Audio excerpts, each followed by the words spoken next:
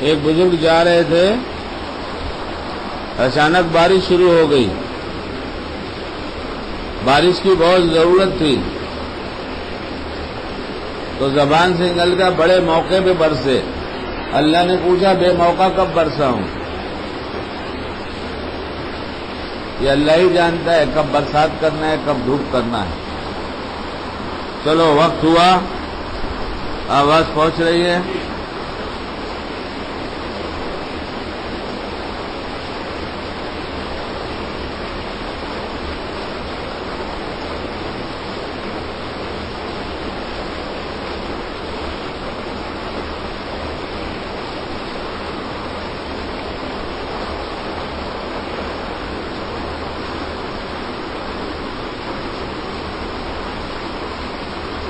بسم اللہ الرحمن الرحیم، نحمد و نصلی علی رسولہ الکریم، اما بعد۔ اوپر والوں سے معلوم کر لو آواز پہنچ رہی ہے؟ ایسا لگتا ہے کبھی پہنچ رہی ہے کبھی نہیں پہنچ رہی۔ فون لگاؤ اور معلوم کرو، اس کو کچھ اوپر نیچے کرو، ایسا لگ رہا ہے نیچے ہو گیا ہے یا اوپر ہو گیا ہے، یہ میری سمجھ میں نہیں آ رہا۔ دیکھو اب ہاں یہاں بھی محسوس ہو رہی ہے۔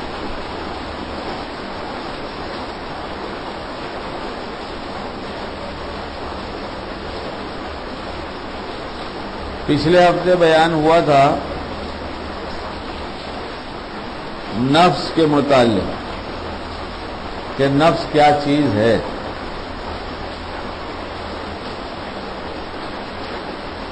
میں چاہتا ہوں پھر اسے تھوڑا بیان کروں، کیونکہ یہ میری ضرورت کی چیز ہے کہ نفس کو پہچانا جائے، اور آپ حضرات کی بھی یہ ضرورت کی چیز ہے کہ نفس کو پہچانا جائے۔ اور یہ عقل مندی کی بات ہے کہ دشمن کی خبر رکھی جائے۔ ساری دنیا میں جتنے ممالک ہیں سب جگہ جاسوسی کا ایک نظام ہے۔ محکموں کا آپ نام کچھ بھی رکھ دیں، جاسوسی محکموں کے، کسی محکمے کا نام CID ہے اور کسی محکمے کا نام آگے بڑھتے جائیں تو اور کئی ان کے الگ الگ شعبے ملیں گے اور الگ الگ کام ملیں گے، لیکن سب کا ایک ہی اردو میں ترجمہ کیا جائے تو کہا جائے گا جاسوسی۔ اور یہ دنیا میں ایک ایسا دستور ہے کہ ساری دنیا کے ملک کے جاسوس ساری دنیا میں پھیلے۔ یہ میں کوئی ایسی بات نہیں کہہ رہا ہوں جو میرے رات میں خواب میں دیکھا اور آپ سے کہہ رہا ہوں، ایک حقیقت ہے۔ ساری دنیا کے جاسوس، ساری دنیا کے ملکوں کے جاسوس ساری دنیا کے ملکوں میں پھیلے ہوئے، پتہ نہیں کب کون اندر سے ہمارا دشمن ہو جائے، ہمیں خبر بھی نہ ہو اور ہمیں نقصان پہنچانے کی تدبیر کرے۔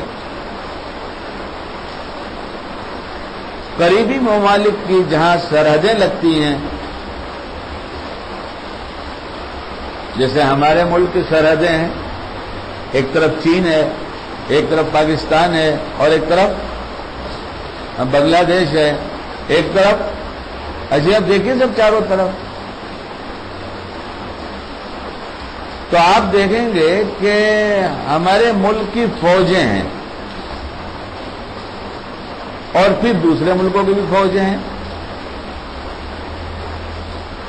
میں کبھی گیا تو نہیں ایسی جگہ پر، لیکن جہاں بارڈر ہوگا سامنے ان کی فوج ہوگی، یہاں ان کی فوج ہوگی، تو کیا روز لڑتے ہیں یہ آپس میں؟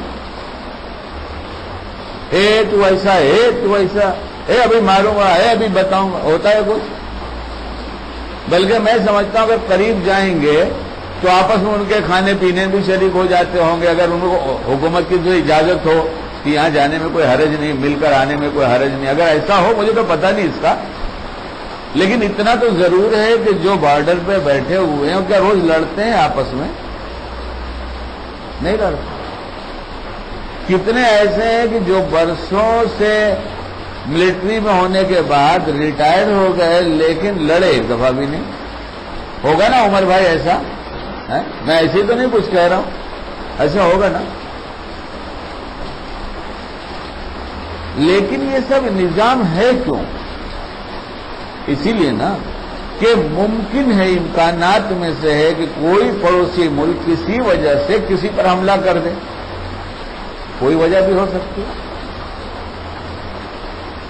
تو اس سے چوکنا رہنے کے لیے جاسوس ہیں اور اس سے لڑنے کے لیے ملٹری ہے، اور اس کے بھی الگ الگ شعبے بنائے گئے کہ زمینی مار والے الگ ہوں گے، سمندری مارگ والے الگ ہوں گے، مار والے اور فضائیہ والے الگ ہوں گے. تو اتنا بڑا نظام حفاظت کا اللہ پوری دنیا میں امن قائم کر دے، لڑنے اور جھگڑے سے پوری امت کی حفاظت فرمائے، سارے انسانوں کی حفاظت فرمائے. یہ تو جانوروں کا کام لڑنا جھگڑنا ہے، اس لیے کہ ایک دوسرے سے حقوق چھینتے ہیں اور ہر ایک کہتا ہے ہم نہیں دیں گے.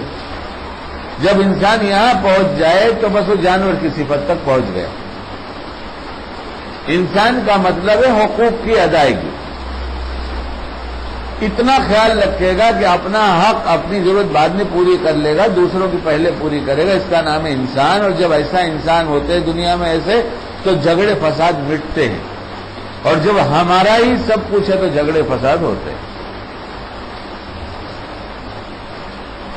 تو یہ کہہ رہا تھا میں آپ سے کہ آخر اتنا بڑا نظام جبکہ جھگڑے نہیں ہو رہے ہیں، جنگیں نہیں ہو رہی اور اللہ کرے نہ ہو، پھر ہے کس لیے؟ تو آپ کہیں گے دشمن سے امکان اس کا رکھا جا سکتا ہے کہ یہ کبھی بھی ہمیں نقصان پہنچا دیں گے.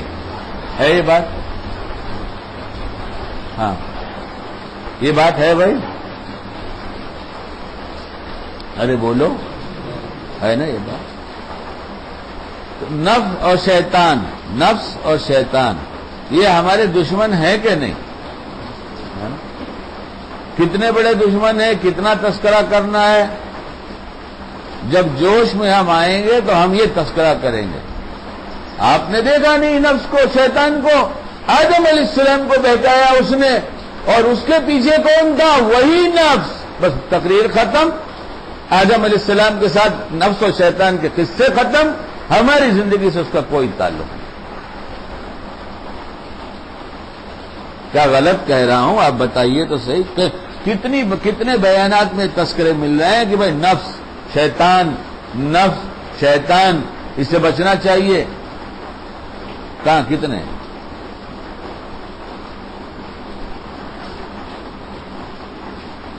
اس لیے جو آدمی دشمن کی خبر نہیں رکھے گا وہ تو لوٹا ہی جائے گا.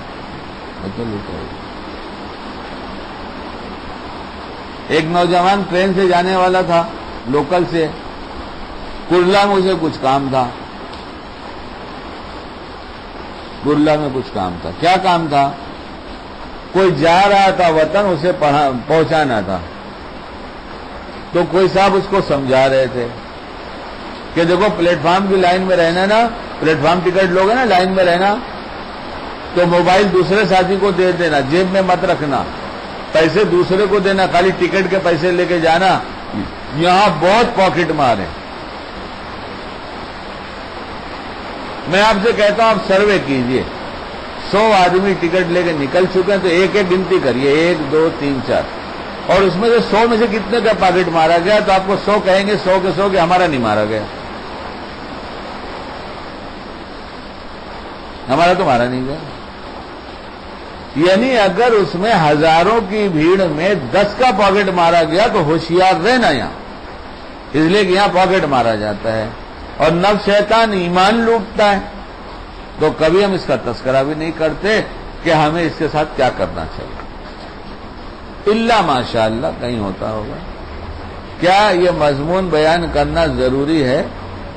بولیں آپ حضرات. یا وہ لچھے دار تقریر کون سی ہوتی ہو تو پتہ نہیں، ہنسانا رلانا جس میں ہو اس کا نام سنتا ہوں لچھے دار تقریر، جس میں خوش جوش میں بات کر کے کہا جائے نعرہ تکبیر. تو اللہ کا نام ہمارے نعرے سے بلند ہو رہا ہے. میاں اللہ کا نام تو بلند ہی ہے، اگر اللہ کے حکام پر چلیں گے تو ہم بلند ہو جائیں گے، نعرہ لگاؤ یا مت لگاؤ۔ نفس شیطان سے لوٹنے سے بچ جائیں گے تو ہم بلند ہو جائیں گے، نعرہ لگاؤ یا مت لگاؤ۔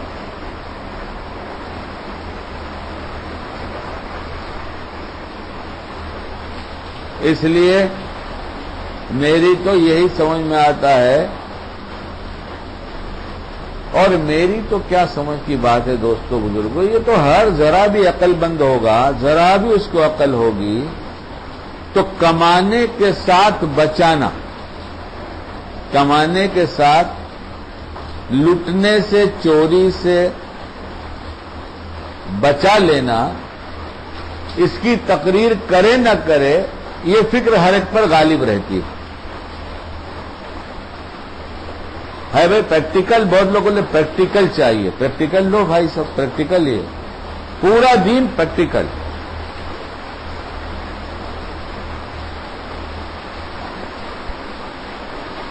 ہر ایک کا ہی مزاج ہے۔ آپ بتائیے، آپ میں سے کون ہے جو چاہتا ہے کماتا رہو اور لوٹتا رہے؟ آپ میں سے کوئی ایسا ہے تو ہاتھ اٹھاوے ذرا، تاکہ میں کہوں بھائی جلدی چلا جائے، ریٹرن ٹکٹ میں دیتا ہوں۔ کوئی ایسا ملے گا آپ کو؟ اچھا، آپ کو کوئی ملا ایسا جو اس کو پسند کرتا ہے میری کمائی لوٹ جائے؟ تو کمانا اور اسے بچا کر رکھنا اور اپنی ضرورت پر اس سے کام لینا، یہ ہے مزاج، انسانی مزاج۔ کمانا، بچانا اور اس سے اپنی ضرورت پر کام لینا۔ تو بچانے کی جہاں بات آئے گی، بچانے کی پہلے تو کمانے میں ہوگا کہ جس لائن سے کمانے جا رہے ہیں ہم اس کا فن کتنا جانتے ہیں، ہم یہ کام کریں گے تو کمائی ہوگی نہیں ہوگی، تو اس کے جاننے والوں سے ملیں گے، پھر صحیح ترتیب سے کام کریں گے، پھر جب بچ جائے گا تو اس کے بچانے کے لیے لوٹنے کے کتنے راستے ہیں۔ مثلا جیب میں مال لے کر چلے، رات کو دکان کا پورا دھندا لے کر چلے، تو ایسے راستے پر جدھر علم ہے کہ یہ راستہ سناٹا رہتا ہے، ادھر اندھیرا رہتا ہے، رات کے ہو تو ادھر اچکے کھڑے رہتے ہیں، اور ایک راستہ ذرا سا لمبا ہے مگر پورا روڈ بھرا رہتا ہے، حفاظت کے ساتھ آدمی جاتا ہے، تو کون سا راستہ آدمی اختیار کرے گا؟ کوئی اس کو روز تقریر کر کے سمجھائے گا کہ ارے دیکھ آج بھی اسی راستے سے جانا، دیکھ آج کی اپنے آپ سمجھ جائے گا اس بات کو کہ یہ گاڑی کمائی ہماری ہمارے وقت پہ کام آ جائے، اس لیے تھوڑا لمبا راستہ ہوگا تو ہم جائیں گے۔ ابھی سورت کا سفر ہوا، وہاں مغرب بعد ایک جگہ، عشاء بعد ایک جگہ بیان ہوا۔ عشاء بھی بہت دیر میں ہوئی، 9:20 کے بعد ہوئی، پھر وہاں سے کہیں جانا تھا، کھانا کھانا تھا، کھانا کھائے، بہت سے دوست احباب جمع تھے، جانے انجانے، اس میں کچھ طرح کی گفتگو ہوتی رہی۔ گھر لوٹے تو 12 کے قریب ہو گیا، بلکہ 12 شاید بج گیا ہوگا، اور میری طبیعت کا بھی 12 بج گیا تھا۔ تو وہاں جو سورت کے رہنے والے ہمارے دوست تھے، ہم کو لے کے پہنچانے گئے، تو میں نے سورت ہی میں رہتے ہیں، کئی گاڑیاں تھیں لیکن میں ان کے ساتھ بیٹھا، انہوں نے کہا نہیں میرے ساتھ بیٹھو۔ وہ تو راندیر میں رہتے ہیں، ہمارے داماد راندیر میں رہتے ہیں، نیو راندیر روڈ میں، بیٹی داماد۔ تو جس راستے سے سورت سے نکل کر برج سے اور راندیر کو گئے، تو جب گھر تک پہنچے تو میں نے ان سے کہا مجھے ایسا خیال پڑتا ہے کہ یہاں آگے ایک دوسرا برج ہے جو آپ کے گھر سے بہت زیادہ نزدیک ہے، وہاں سے اتر کے چلے جائیں گے تو بہت جلدی پہنچ جائیں گے۔ تو انہوں نے مجھ سے کہا کہ نہیں، میں اس راستے سے نہیں جاؤں گا۔ تو میں نے پوچھا اس بات کو، بھائی اتنا لمبا راستہ کیوں طے کرو گے، ادھر سے جاؤ۔ انہوں نے کہا کہ بہت سناٹا رہتا ہے، کچھ بھی ہو سکتا ہے، اندیشہ ہے۔ اب میں ان سے پوچھوں کہ یہ تقریر کہ یہاں نقصان ہو جائے گا، آپ کو صورت میں کتنے آدمیوں نے کر کے سمجھایا ہے، تو کیا کہیں گے؟ یہی کہیں گے ارے بھائی یہ تو بہت مشہور ہے، سبھی کو معلوم ہے کہ اس وقت وہاں سناٹا رہتا ہے. تو یہ تو انسانی فطرت اللہ نے بنایا کہ لوٹنے والے راستے سے بچنا چاہتا ہے اور لوٹنے والے سے بھی بچنا چاہتا ہے. اس میں کوئی تقریر کی ضرورت نہیں ہے، لیکن کیا کرے،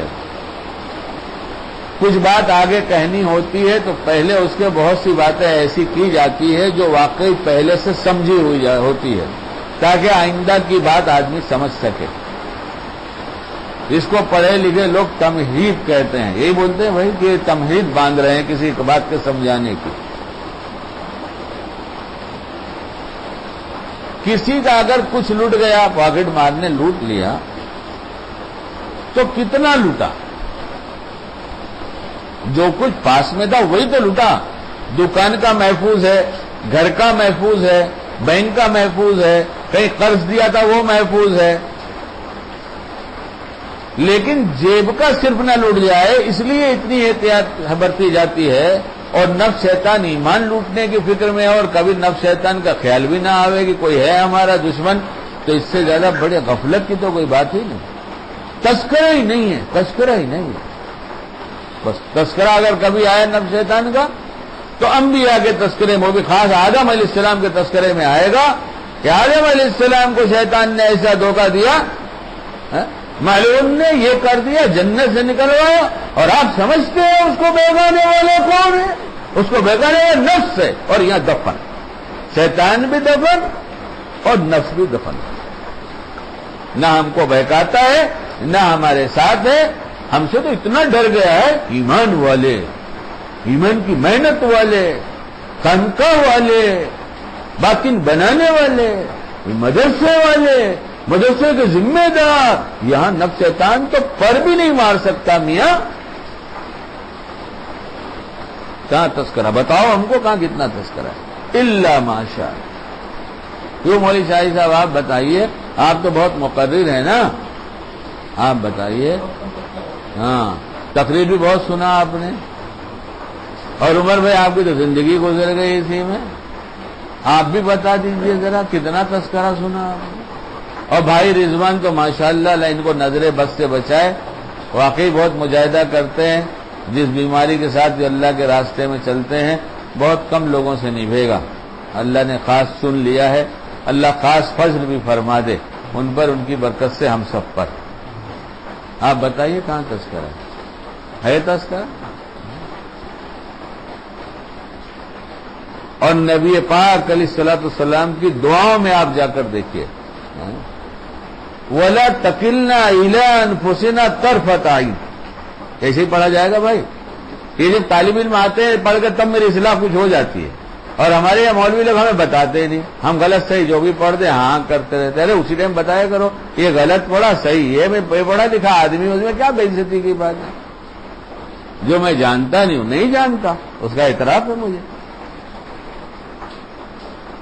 کیا کہہ رہے ہیں نبی علیہ الصلوۃ والسلام؟ جس کا مفہوم یہ ہے کہ اللہ یہ پلک جھپکنے کے برابر بھی مجھے نفس کے حوالے مت کیجیے. اس دعا کا کیا مطلب ہے؟ کہ پلک جھپکنے کے برابر بھی وہ غافل نہیں رہتا، وہ وار کرتا ہی رہتا ہے. تبھی تو کہا. دوسرا، یہ اتنے تھوڑے لمحے میں کوئی بہت بڑا نقصان کر دیتا ہوگا، تبھی تو اللہ سے کہہ رہے ہیں وَلَا تَكِلْنَا إِلَىٰ أَنفُسِنَا طَرْفَةَ عَيْنٍ. اور ہمیں خیال ہی نہیں کہ نفس ہے کون، شیطان ہے کون. بس ہم تو ایک ہی زوم میں جی رہے، ہم پکے دیندار، ایک ہی زوم ہمیں ہوا ہے بس. یہی تو اس کے مارے ہوئے ہیں. یہ دلیل ہے کہ 24 گھنٹہ ہر وار اس کا کامیاب ہے. یہ دلیل ہے اس بات کی.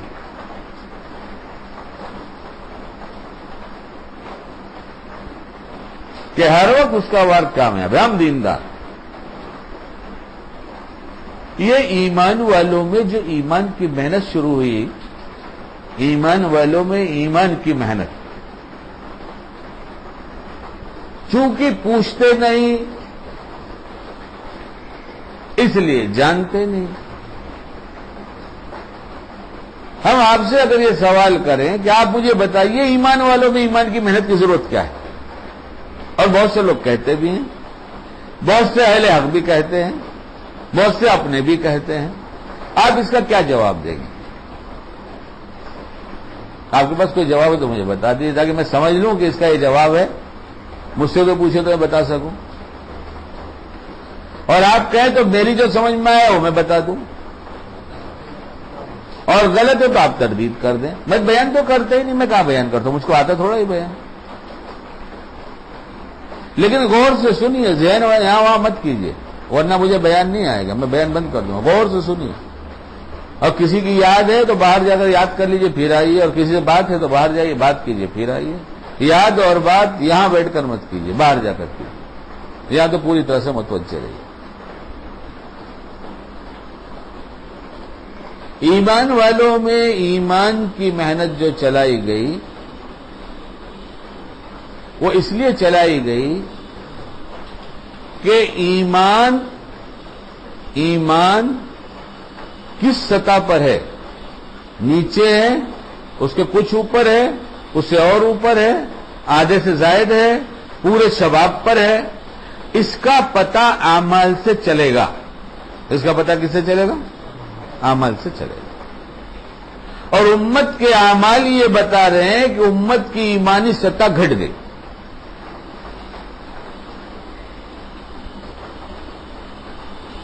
جب کسی کنویں کا پانی بہت نچلی سطح پہ چلا جاتا ہے تو جس کے گاؤں کا کنواں ہوتا ہے وہ فکر مند ہو جاتا ہے کہ اسی کنویں سے تو ہمارا کام چلتا تھا، اگر یہ سطح گھٹتی رہی تو ہمارا کیا ہوگا.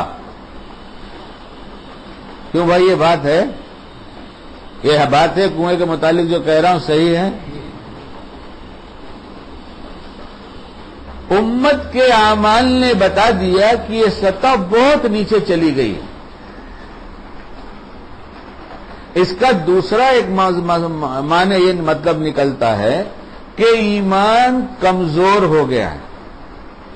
ایمان کمزور ہو گیا ہے تو لیکن کمزور ہو گیا.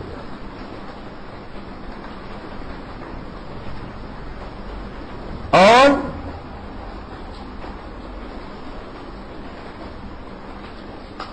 امت اسی حال میں جیتی رہی، اعمال نبوی چھوڑ کر اور رسموں اور گناہوں میں گرفتار رہی، تو ایک دن ایسا آئے گا کہ شیطان اس کا ایمان اچک لے گا. اس لیے اس میں ایمانی محنت کی ضرورت ہے تاکہ یہ سطح بلند ہو جائے اور یہ امت اعمال کے کرنے والی بن جائے. لا الہ الا اللہ کتنا اترا ہے یہ محمد الرسول اللہ سے پتہ چلے گا.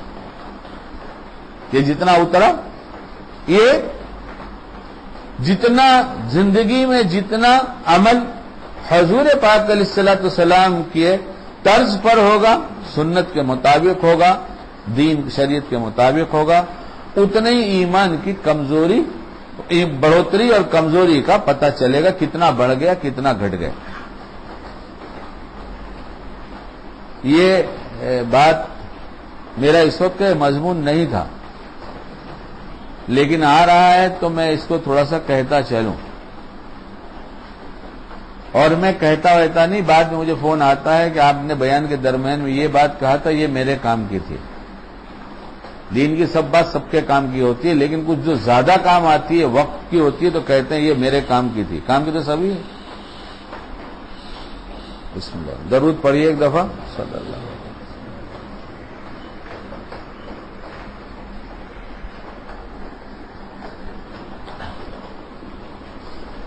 قرآن کیا کہتا ہے؟ اے ایمان والو، اسلام میں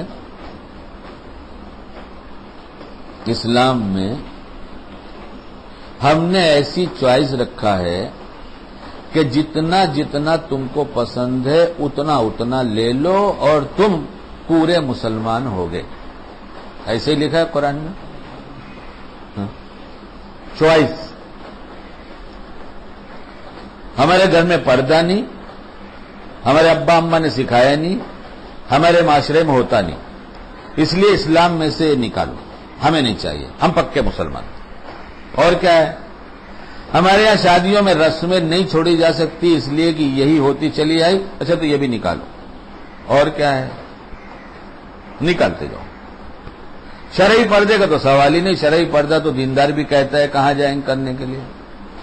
آج عجب مشکل ہے، جو اس کام کے لیے کھڑے کیے گئے تھے کہ امت میں اعمال زندہ کرو، وہ کہیں ایمان کی بات کرو، اعمال کی بات مت کرو، امت بہت کمزور ہے۔ ارے میاں ایمان والی تو امت تھی ہی، امت کے ایمان کی بات کرنے کی کیا ضرورت تھی؟ ہم ایمان والے کے پاس تو جا رہے ہیں، تو ایمان کی بات کرنے کی کیا ضرورت تھی؟ اعمال ہی کی بات کرنے کی ضرورت تھی کہ تمہاری ایمانی سطح گھٹ گئی، اس لیے تمہارے اعمال سب چھوٹ گئے، اوپر آؤ تاکہ اعمال سے پتہ چلے کہ مسلمان ایسا ہوتا ہے۔ یہ کام اس لیے تھا۔ اب کرنے والے کرنا نہیں چاہتے تو بولتے ہیں اتنے ڈیپ میں مت جاؤ۔ کیوں بھائی؟ تمہارے یہاں تو بہت بہت ذمہ دار بول رہے لے، ڈیپ میں مت جاؤ، سنتوں کا تذکرہ زیادہ مت کرو، رسموں کو چھوڑنے کی باتیں مت کرو، اور یہ گناہوں کے چھوڑنے کی باتیں تو خالی خانقاہ والوں کو کرنے دو۔ اور قرآن کہتا ہے وَذَرُوا ظَاهِرَ الْإِثْمِ وَبَاطِنَهُ، صحیح پڑھا میں نے؟ قرآن کہتا ہے کہ ظاہر کے گناہ بھی خوب کیا کرو اور باطن کے گناہ بھی خوب کیا کرو، پکے مسلمان رہو گے۔ یہ اس کا مفہوم ہے بھائی، مطلب اس کا مطلب یہ ہے کہ سب خوب کیا کرو اور پکے مسلمان رہو گے، یہ مطلب ہے؟ کیا کہتا ہے قرآن؟ سب چھوڑ دو، تو بولے چھوڑ دو کی بات مت کرو، امت بہت کمزور ہے، اللہ پاک نکالو اس کو، ابھی زمانہ چلا گیا، اب تو بہت کمزور امت۔ یہ کیا تھا ایمان والوں میں محنت کیا تھی؟ یہی محنت تھی کہ تم اس کام میں جب لگو گے تو تمہارے اندر کی وہ مردہ طلب دھیرے دھیرے زندہ ہوگی، بڑھتی رہے گی۔ کیا بڑھے گا؟ کیا بڑھے گا؟ دین ہی میں نفع ہے، حضرت محمد صلی اللہ علیہ وسلم کے طریقے میں ہی کامیابی ہے۔ کیا بڑھے گا؟ ارے بھئی یہی محنت ہے؟ بولو سب دائی لوگ بیٹھو، محنت کا مقصد یہی ہے کہ حضرت نبی کریم صلی اللہ علیہ وسلم کے طریقے میں کامیابی، کے طریقے میں ہی کامیابی، مطلب کسی غیر کا کوئی طریقہ نہیں چلے گا۔ جب یہ طلب زندہ ہو گئی تو کیا ہمیں ہر طریقے کا علم ہے کہ کیسے کیا جائے؟ میں سوال کر رہا ہوں، ذرا جواب تو دے دو تھوڑا تھوڑا، ہاں نہ کچھ بولو تو صحیح۔ جس کو ابھی تک دین پر چلنے کی کوئی استعداد نہیں، کوئی طلب نہیں، کوئی تڑپ نہیں، وہ اگر دین پر جماعتوں میں بھٹکا نکلا، اللہ کے راستے میں نکلا، تو اس کے اندر کون سی طلب پیدا ہوگی؟ نصرت خوب ہو، کھانا خوب ہو، سونا خوب ہو، سفر خوب ہو، ہمارا بیان خوب ہو، یہ اس لیے ہے؟ بولو۔ ارے سب دائی تو بیٹھے ہو، بولو اس کے لیے نہیں ہے تو پھر کس کے لیے وہ بتاؤ؟ بولو نا زور سے۔ دین کے لیے۔ کتنے دین کے لیے؟ کتنا دین؟ پورا دین۔ اچھا پورے دین کا علم ہے سب کو تو پھر کیا کرنا پڑے گا؟ پوچھنا پڑے گا۔ اس لیے علم نمبر رکھا، تو ہم نے کہا علم نہیں چاہیے، اس لیے کہ علم حاصل ہو جائے گا شرعی پردہ تو کرنا پڑے گا، علم ہو جائے گا شادی ایسی تو کرنی پڑے گی، علم ہوگا سفر ایسا تو کرنا پڑے گا، علم ہوگا گھر ایسا تو معاشرت ایسی تو کرنا پڑے گا۔ اس لیے نہ پوچھو نہ کرو، خالی آواز لگاؤ۔ معراج کی رات میں نبی کریم صلی اللہ علیہ وسلم نے جو بہت سارے حالات کو دیکھا امت کے جنت جہنم میں، تو ایک یہ بھی دیکھا حدیث کا مفہوم کہ آگ کی قینچیوں سے زبان کاٹی جا رہی۔ آپ علیہ الصلوۃ والسلام نے سوال کیا جبریل یہ کیا ہے؟ کون لوگ ہیں؟ کیا یہ آپ کی امت کے وہ خطیب اور واعظ بیان کرنے والے جو لوگوں سے تو کہتے تھے اور کرتے نہیں تھے، یہ وہ حضرات؟ یعنی جب ہم نے کہا کہ علم ہمارا نمبر ہے، پوچھو دین پر چلنا ہے، پورا دین زندہ کرنا ہے، یہ ادھورا دین زندہ کرنا، ادھوری امت تو جی ہی نہیں تھی، تو پھر کام کی ضرورت کیا ہوئی؟ ادھوری امت تو آج بھی جی رہی ہے، کام کی ضرورت کیوں ہے؟ کیا مسجدوں میں نمازی نہیں ہے یہاں؟ پھر یہاں کیوں گشت؟ آپ کہہ دیں گے ایسے بہت سے گاؤں ہیں جہاں نمازی نہیں، کلمہ والے، جائیے پھر وہاں، پھر یہاں گشت کیوں؟ بہت سمجھدار لوگ میرے پاس آئے ہیں، واقعی سمجھدار لوگ ہیں ماشاءاللہ آپ لوگ، اور دائی ہیں سب. آپ مجھے بتائیے نا کہ جب یہاں امت جی رہی ہے، نماز پڑھتی ہے، روزہ رکھتی ہے، زکوٰۃ دیتی ہے، حج کرتی ہے، اس کو داڑھی ہے، اس کو ٹوپی ہے، اس کا کرتا ہے، اس کا پیجامہ ہے، اس کے گھر میں پردہ بھی ہے، اس کے گھر میں اس کی بیوی بغیر نقاب کے کبھی نہیں نکلی، پھر اس کے گھر پہ گشت کے لیے کیوں جانا، اس سے ملاقات کیوں کرنا، اس کو کیوں پہنچانا؟ اسی لیے نا کہ ہم سب جو ذرا سمجھدار نظر آئیں گے وہ کہیں گے ابھی بہت سا دین باقی ہے جو زندگی میں عملی طور پہ نہیں، اسی کی محنت ہے. آپ اس بیان سے ہم پر غصہ ہوں گے یا کچھ کہیں گے کہ ٹھیک کہہ رہا ہے؟ ٹھیک کہہ رہا ہے.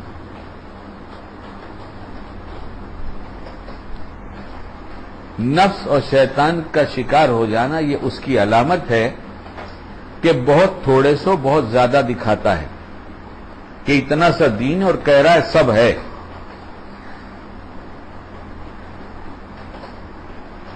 اور یہ بالکل ویسے ہی ہے. وہ تبت یدا بہت دن کے بعد آیا ہے نا آج.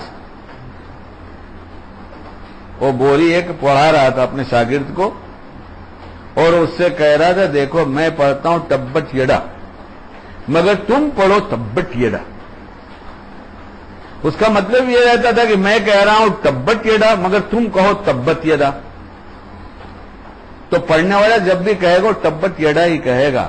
جیسے ہم کہیں گے جو نمونہ لے کے جائیں گے ویسے ہی نمونہ تیار ہوگا. اور یہ ہے نفس کے شکار.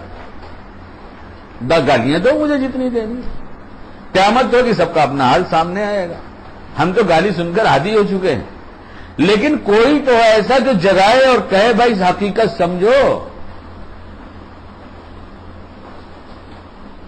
تو یہ نفس اور شیطان یہ ان کی بات ہوئی تھی اور درمیان میں کہہ دیا ایسی بات کہ کہیں گے ہم کو کہہ دیا. ہاں میاں تم کو ہی کہا، آؤ گولی مار دو مجھے بیٹھا ہوں. کہا تم کو ہی کہا، مارو، اور نہیں تو تمہارے علاقے میں آتا ہوں مارو. تم کو ہی کہا. آنکھ تو کھولو اللہ کے بندے، آنکھ کھولو. دشمنی، عداوت، نفرت اور کبر، حسد اور بغض، عناد، اس کو دل سے نکالو. ایسے گندے دل کو اللہ کو پرواہ نہیں ہے. ذاتیات کے لیے آپس میں ایک دوسرے کو گھٹانے بڑھانے کے لیے ایسی حسد کل پتہ نہیں کس انجام کو پہنچائے گی. کھیل تماشا ہے کیا دین؟ اس لیے دو طاقتیں ہیں. اس کے متعلق پچھلی دفعہ بیان ہوا تھا، ابھی بھی کچھ کہنا چاہتا ہوں. بولے ابھی بھی کچھ کہنا چاہے تو اتنا کہنے کے بعد بھی ابھی کہہ رہے کہنا چاہتا ہوں. ہمارے ایک جاننے والے ہیں، وہ جب غصے میں آتے ہیں تو بہت فراٹے دار، ایسا جیسے اتنی یاد ہے گالیاں، ایک کے بعد دوسری کے بعد 4 5 6 گالیاں پہلے بک دیتے زور سے. اس کے بعد بولتے دیکھ مجبور مت کر گالی بکنے پر. نہیں ابھی گالی بکوں گا. تو میں نے پوچھا بھی پہلے کے دعائیں دیا تھا کیا تم نے جو ابھی کہہ رہے ہو؟ ہیں وہ ہنستے نہیں. کسی نے کہا کہ گھر میں ہنسے، باہر ہنستے ہیں، گھر میں کبھی ہنستے نہیں. کسی نے کہہ دیا آج وہ گھر میں ہنسے تھے، میں ملاقات کے لیے گیا تھا. بولے تم سچ بول نہیں رہے ہو، ہم تو 20 سال سے جانتے ہیں اور لوگ جانتے ہو کبھی گھر میں ہنستے نہیں. گھر میں شیر بن کے جاتے، بیوی ڈبک کے ایک طرف ہوتی ہے، بہو ایک طرف، بچے ایک طرف، پوتی پوتے ایک طرف. آ گیا شیر، آ گیا شیر، آ گیا. اے کہاں آؤ؟ جی آئیے، السلام علیکم. وعلیکم السلام. موجود ہے زندگی. اور نمازی پکے، روزے پکا، اور زکات بھی پکی، اور بزرگوں کا اعتکاف بھی پکا. لیکن ہم پکے مسلمان، تم اپنے پاس سب رکھو، میرے پاس جگہ خالی نہیں ہے کچھ لینے کے لیے، میں پکا ہوں. بھرا برتن لے کے کوئی جائے کچھ ڈالو تو ڈالا نہیں جا سکتا. جب خالی لے کے جائے گا میں کچھ نہیں ہوں تو ڈالا جائے گا. اس لیے نفس شیطان کی باتیں سنیے. اللہ مجھے بھی سمجھا اور آپ کو بھی، اور آگے کچھ اور اہم باتیں کرنی ہے. اللہ مجھے کہنے کی توفیق عطا فرمائے. انسان کے اندر ایک طاقت ہے جس سے وہ کسی چیز کی خواہش کرتا ہے، خواہ وہ خواہش بھلائی کی ہو یا برائی، اس کو نفس کہا جاتا ہے۔ اندر ایک طاقت ہے جو کبھی بھلائی کی خواہش کرتا ہے اور کبھی برائی کی، اس کو نفس کہا جاتا ہے، اور اس سے کوئی بری نہیں ہے، یہ سب کے ساتھ لگا ہوا ہے۔ کوئی کہہ دے میرے ساتھ نہیں لگا ہوا ہے، وہ کچھ بھی کہے، ایک صاحب نے کہا تھا نا، کوئی ثابت کر دے کہ بھینس کالی ہے تو 10,000 روپے انعام دوں گا۔ کیا بھینس کالی ہے تو 10,000 روپے انعام دوں گا؟ تو کسی سننے والے نے کہا ارے اللہ کے بندے، بھینس تو کالی ہوتی، اس میں ثابت کرنے کی کیا ضرورت؟ کہا مانوں گا تب نا۔ تو نفس تو ہم سب کے ساتھ ہے، اب کوئی نہ مانے تو وہ جانے۔ نہ ماننے کا مطلب میرے پاس نہیں ہے کہ نفس نے اس کو بے ہوش کر دیا، اتنے وار کیے کہ یہ بے ہوش ہو گیا، مردہ ہو گیا، اس کا مطلب یہ ہے۔ کوئی سمجھتا ہے میرے پاس نہیں ہے تو اس کے نفس نے اتنا وار کیا کہ بے ہوش ہو چکا ہے، اب اسے ہوش ہی نہیں، ورنہ ہے تو سب کے ساتھ۔ آگے نفس کی قسمیں ہیں، تو ہمارے پاس ہمارا نفس کون سی قسم کا ہے، یہ آگے اس لیے بیان کیا جاتا ہے کہ میں بھی سوچوں اور آپ بھی سوچیں۔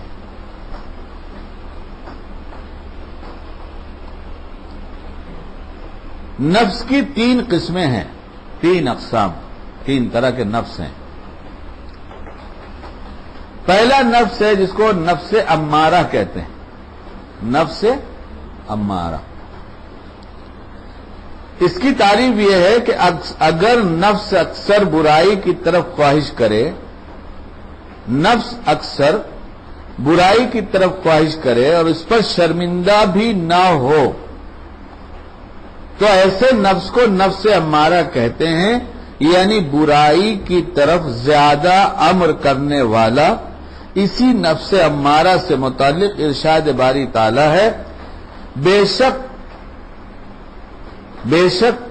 نفس ریا اور برا، وہ نفس ریا، بے شک نفس ریا وہ برائی کی طرف، کیا بھائی؟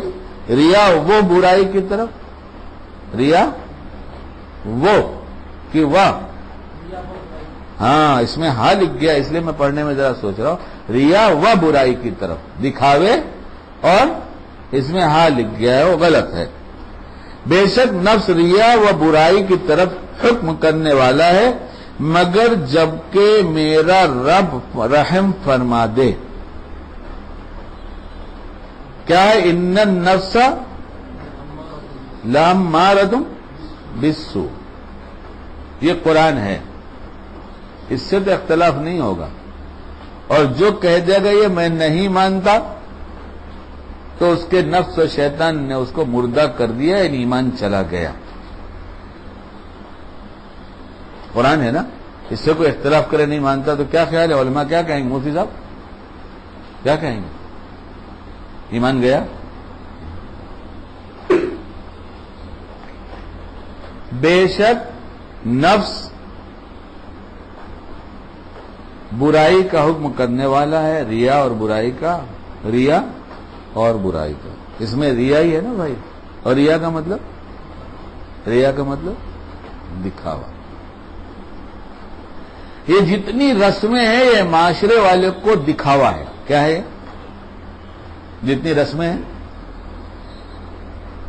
یہ معاشرے والے کو دکھا، تم دیکھ لو، جیسے تم ہو ویسے میں تمہارے ساتھ، جیسے تم ہو ویسے میں تمہارے ساتھ، تم نے فلاں موقع پر یہ رسمیں کیا، ہم بھی تمہارے ساتھ۔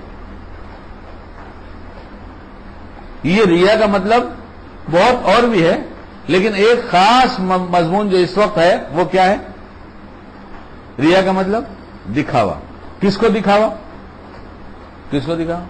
معاشرے والے کو، رشتہ داروں کو، اپنے گھر والوں کو، اپنے گاؤں والوں کو، اپنے رشتہ داروں کو، یہ ہم دکھا رہے، دیکھو جیسے تم ہو تمہارے ساتھ ہم ہیں، حالانکہ ہمیں معلوم ہے، اندر سے ایمان کہہ رہا ہے کہ یہ مت کرو، یہ ہے تو غلط چیز، یہ مت کرو، یہ ہے غلط چیز. اس لیے کیا کہہ رہے ہیں؟ اگر نفس اکثر برائی کی طرف خواہش کرے اور اس پر شرمندہ بھی نہ ہو، کرے اور اس پر شرمندہ بھی نہ ہو. آپ لوگ جس معاشرے میں جیتے ہیں، مجھے تو لوگ دھیرے دھیرے مجھ سے کنارہ کش ہو گئے. اب شادی کے کارڈ میرے پاس بہت کم آتے ہیں، اور نہ آئے تو اچھا ہی ہے.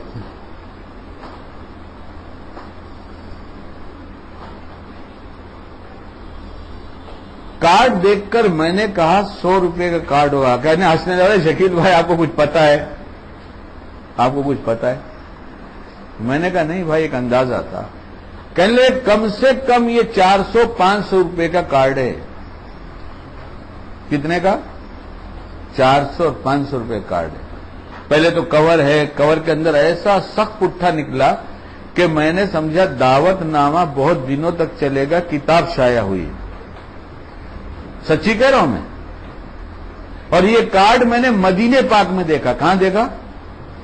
کہنے میں کیا حرج ہے، بس اتنا ہی تو ہوگا، لوگ مجھے گالیاں بکیں گے، لیکن کچھ لوگ تو توبہ کریں گے، کچھ لوگ تو توبہ کریں گے اگر سے. اور نہ کرے تو میرا کام تو کہنا ہے. ملامت کرنے والے کی ملامت کی پرواہ کرے تو پھر تو کام نہیں ہوگا. کسی کو پسند نہیں آیا تھا لا الہ الا اللہ محمد الرسول اللہ، اللہ نے کہا مجھے پسند ہے، تمہیں پسند ہے، تم کہتے رہو. اور یہ اہل باطل کو پسند نہیں کہ حق غالب ہو. اللہ کہتا حق ہی غالب ہوگا، چاہے اہل باطل کو کتنی بھی تکلیف پہنچتی. تو یہ تو نہیں کہا جائے گا اہل باطل ہے، لیکن باطل کی اسکیموں میں الجھ گئے، وہ جاذب نظر آنے لگی اور اتنی پسند آ گئی کہ اپنے یہاں رسموں میں لے لیا، اور اتنا لے لیا کہ کوئی برائی کرے تو خود وہ برا ہے. حقیقت جاننے کے بعد حقیقت کو ٹھکرا دینا یہ نفاق کی علامت ہوتی ہے. دیکھ لو آپ کتاب اٹھا کر، حقیقت جاننے کے بعد اسے ٹھکرا دینا، زبان سے کہنا ہاں ہاں اچھی بات ہے، مگر تو کوئی دوسرا ربے بنانے بگاڑنے والا، دوسرا خالق و مالک کے پیدا کرنے والا، میری تقدیر کا فیصلہ کرنے والا کوئی اور ہے کیا؟ مجھے صحت اور تندرستی کا دینے والا کوئی اور ہے، روزی دینے والا کوئی اور ہے. مگر کیا چیز ہے؟ ایک خدا ہے، کوئی مگر وگر نہیں لگے گا اس کے ساتھ.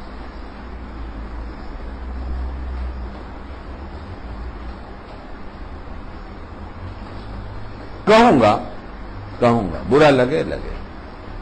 تبلیغی اجتماعات میں ضرورت ہو تو مجھ سے لے جاؤ، خانقاہیں آباد کرنی ہو تو مجھ سے لے جاؤ، مساجدیں بنانی ہو تو مجھ سے لے جاؤ، مکاتب قائم کرنے ہیں تو مجھ سے لے جاؤ، مگر یہ رسم میرے گھر میں ہوگی ضرور.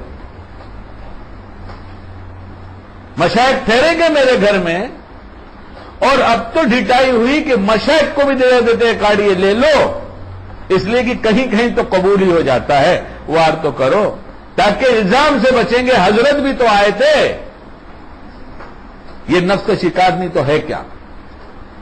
یہ ہے نفس کا شکار نہیں تو کیا ہے؟ مجھے بتاؤ.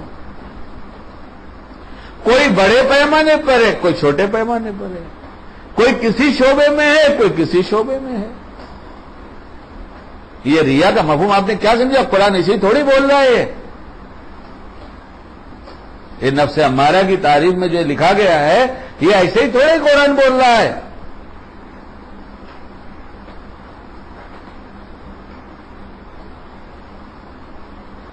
دکھاوا.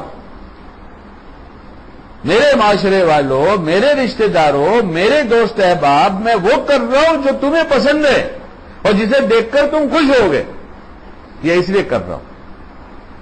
یہ نفس امارہ کا شکار ہے. اس کا نفس، اس میں یہ امارہ جو کہا گیا ہے اس کا حصہ ہے.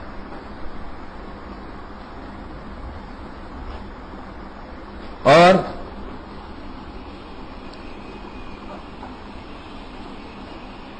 بڑی عجیب بات ہے، میرا جی تو بہت دفعہ پڑھنے کا چاہتا ہے، جی چاہتا ہے. اور کیا کہتے ہیں اینالائسس، کیا بولتے ہیں اس کو انگریزی میں، کہ ذرا اپنے آپ کو پڑھ کے دیکھیں کیا کہتے ہیں؟ ایسے ہی کچھ بولتے ہیں. ارے بھائی انگریزی میں کوئی بولو. اینالائز کس کا؟ آپ کریں، اپنا کیا. کیا کہہ رہے ہیں؟ نفس امارہ وہ ہے جو برائی، اکثر برائی کی طرف خواہش کرے. چونکہ موسم ٹھنڈا ہے اس لیے جب میں اشارہ کروں تب دینا.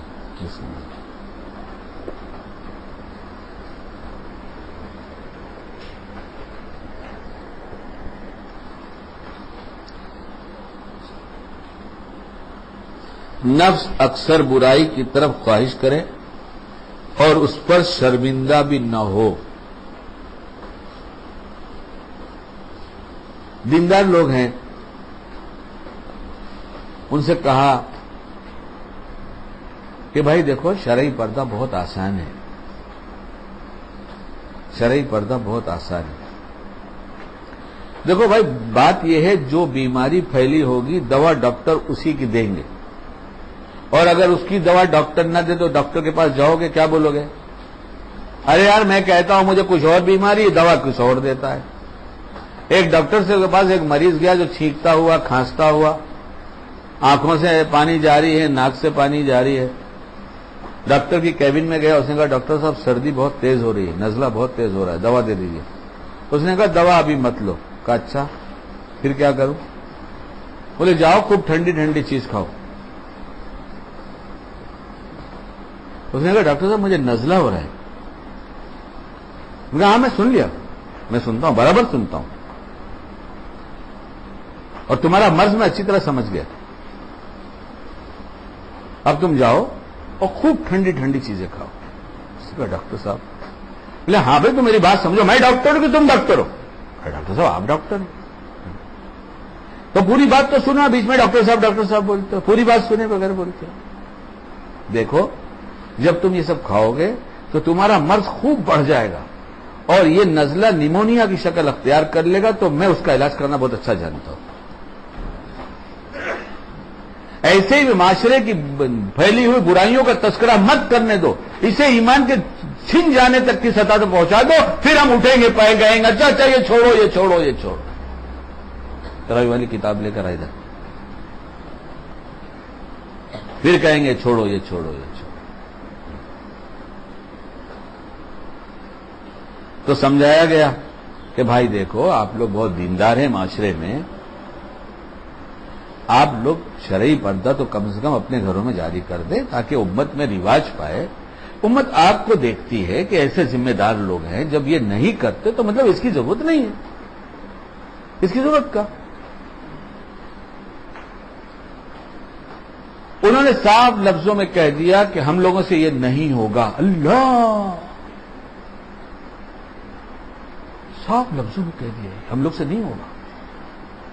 یعنی اللہ پاک آپ نے جو حکم نازل کیا اس پہ ہم نہیں چل سکتے. آپ جانے، آپ کا کام جانے، آپ کا دین جانے، آپ کا دھرم جانے، آپ جانے، ہم یہ سب نہیں کر سکتے، ہمارے یہاں ہوا ہی نہیں.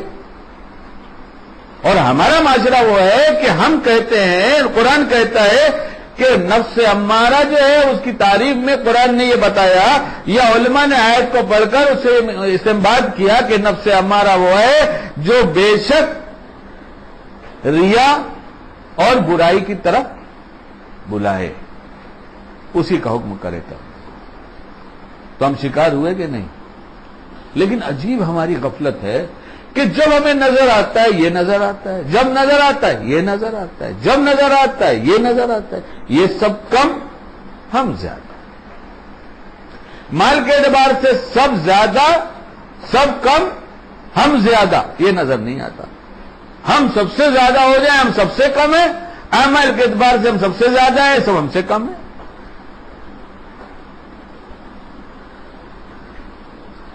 کہتے بیان کرو تو کون سا بیان کرو بتاؤ؟ جو ہم کو اچھا لگے وہ کرو.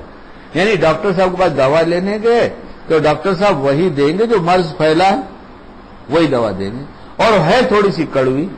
کیسی ہے؟ اور ساتھ میں ایک انجیکشن بھی دینا پڑتا ہے، اس کے کورس میں سے ہے. پھر 14 دن اور گولی کھانی پڑے گی ایسی جس سے ہضم اتنا خراب ہو جائے کہ کھانا نہیں کھا سکیں گے. تو ڈاکٹر صاحب کہنے لگے کہ بھائی دیکھو کورس تو یہی ہے اصل میں تمہارے مرض کا، لیکن چونکہ تم کو इंजेक्शन पसंद नहीं, कड़वी गोली पसंद नहीं, इसलिए तुमको इंजेक्शन नहीं लगाता, तुम मीठी मीठी गोली लेकर चले जाओ, तो उसको कभी शिफा होगी। और अगर मशहूर हो जाए कि ऐसे ही डॉक्टर है तो क्या कहेंगे आप? कोई आदमी मत जाना, कोई आदमी मत जाना, कोई आदमी मत जाना। इसलिए मत जाना कोई इंजेक्शन लगाता है, नहीं, इसलिए मत जाना कि वो मीठी गोली देता है, इसलिए मत जाना कि इंजेक्शन बिल्कुल नहीं लगाता है।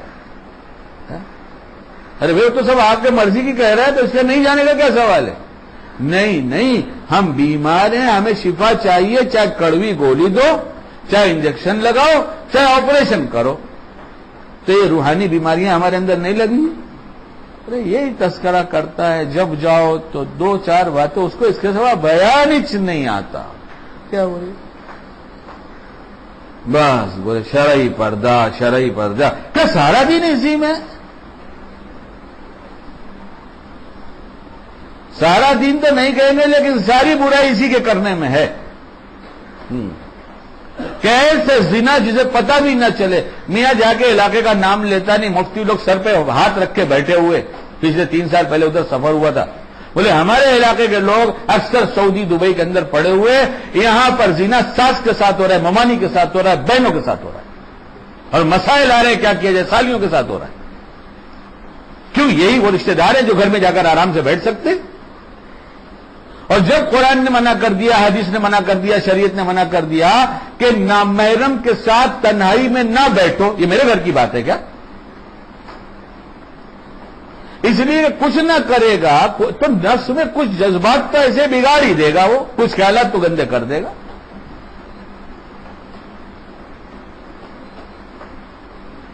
तो बहुत दफा आपको सुनाया कि सुनने के बाद एक साहब ने कहा कि हमें तो कोई असर नहीं होता, हम बैठते हैं मस्तूरात नामहरमों के साथ। तो मैंने भी कहा मियां मैं तो बात मर्दों की कर रहा हूं कि जब मर्द बैठता है तो होता है। तब उनका मुंह लटक गया। हमने तुमको नामर्द थोड़ी कहा, तुमने अपनी सिफत खुद बयान किया, तुमने अपनी सिफत बयान किया, मैंने थोड़ी बयान किया। मैं तो वही सुनाया जो कुरान हदीस कह रही। तो कहा हम नहीं करेंगे।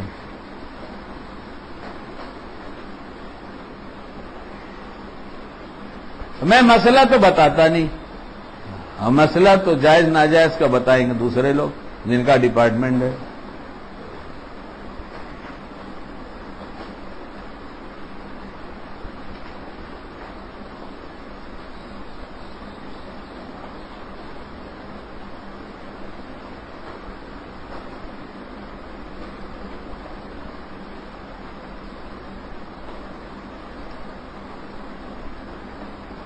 छोड़ो, अब जाने दो, दूसरी तरफ आ जाऊं,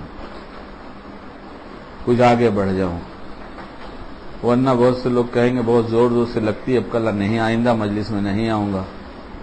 तो जाने दो, थोड़ा ही थोड़ा बार ठीक, थोड़ा बर्दाश्त करो, थोड़ा बस इतना देखो कि नफ्स अम्मारा है कि नहीं है, इतना देखो कि नफ्स अम्मारा है कि नहीं। आगे बढ़ जाओ, चलो। दूसरा नफ्स नफ्स लव्वामा है।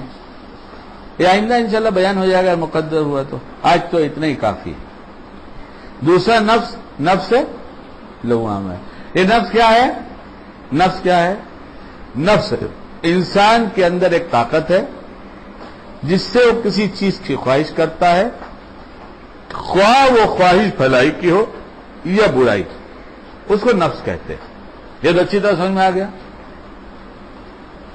कोई अंदर से ख्वाहिश होगी, वो नफ्स की तरफ से होगी, चाहे भलाई हो या बुराई हो। पहला नफ्स हमने आपके सामने बयान कर दिया कि पहला नफ्स कौन सा है? नफ्स अम्मारा, जो क्या करता है? बुराई की तरफ ले जाता है, उसका हुक्म करता है और कभी शर्मिंदा नहीं होता। फिर वही बात आती है कि अगर बुराई करके खुदा का कानून तोड़कर ढिठाई हो तो बताओ ना, नफ्स अम्मारा का शिकार है कि नहीं? अगर ये कह दे कि होना तो चाहिए और हमें भी करना चाहिए, हमसे गलती होती है, दुआ कर दो, अल्लाह मुझे हिम्मत दे दे, ताकत दे दे, ईमानी सतह बढ़ा दे, तौफीक दे दे कि मैं ये बुरा काम छोड़ दूं, तो ये तो ठीक है।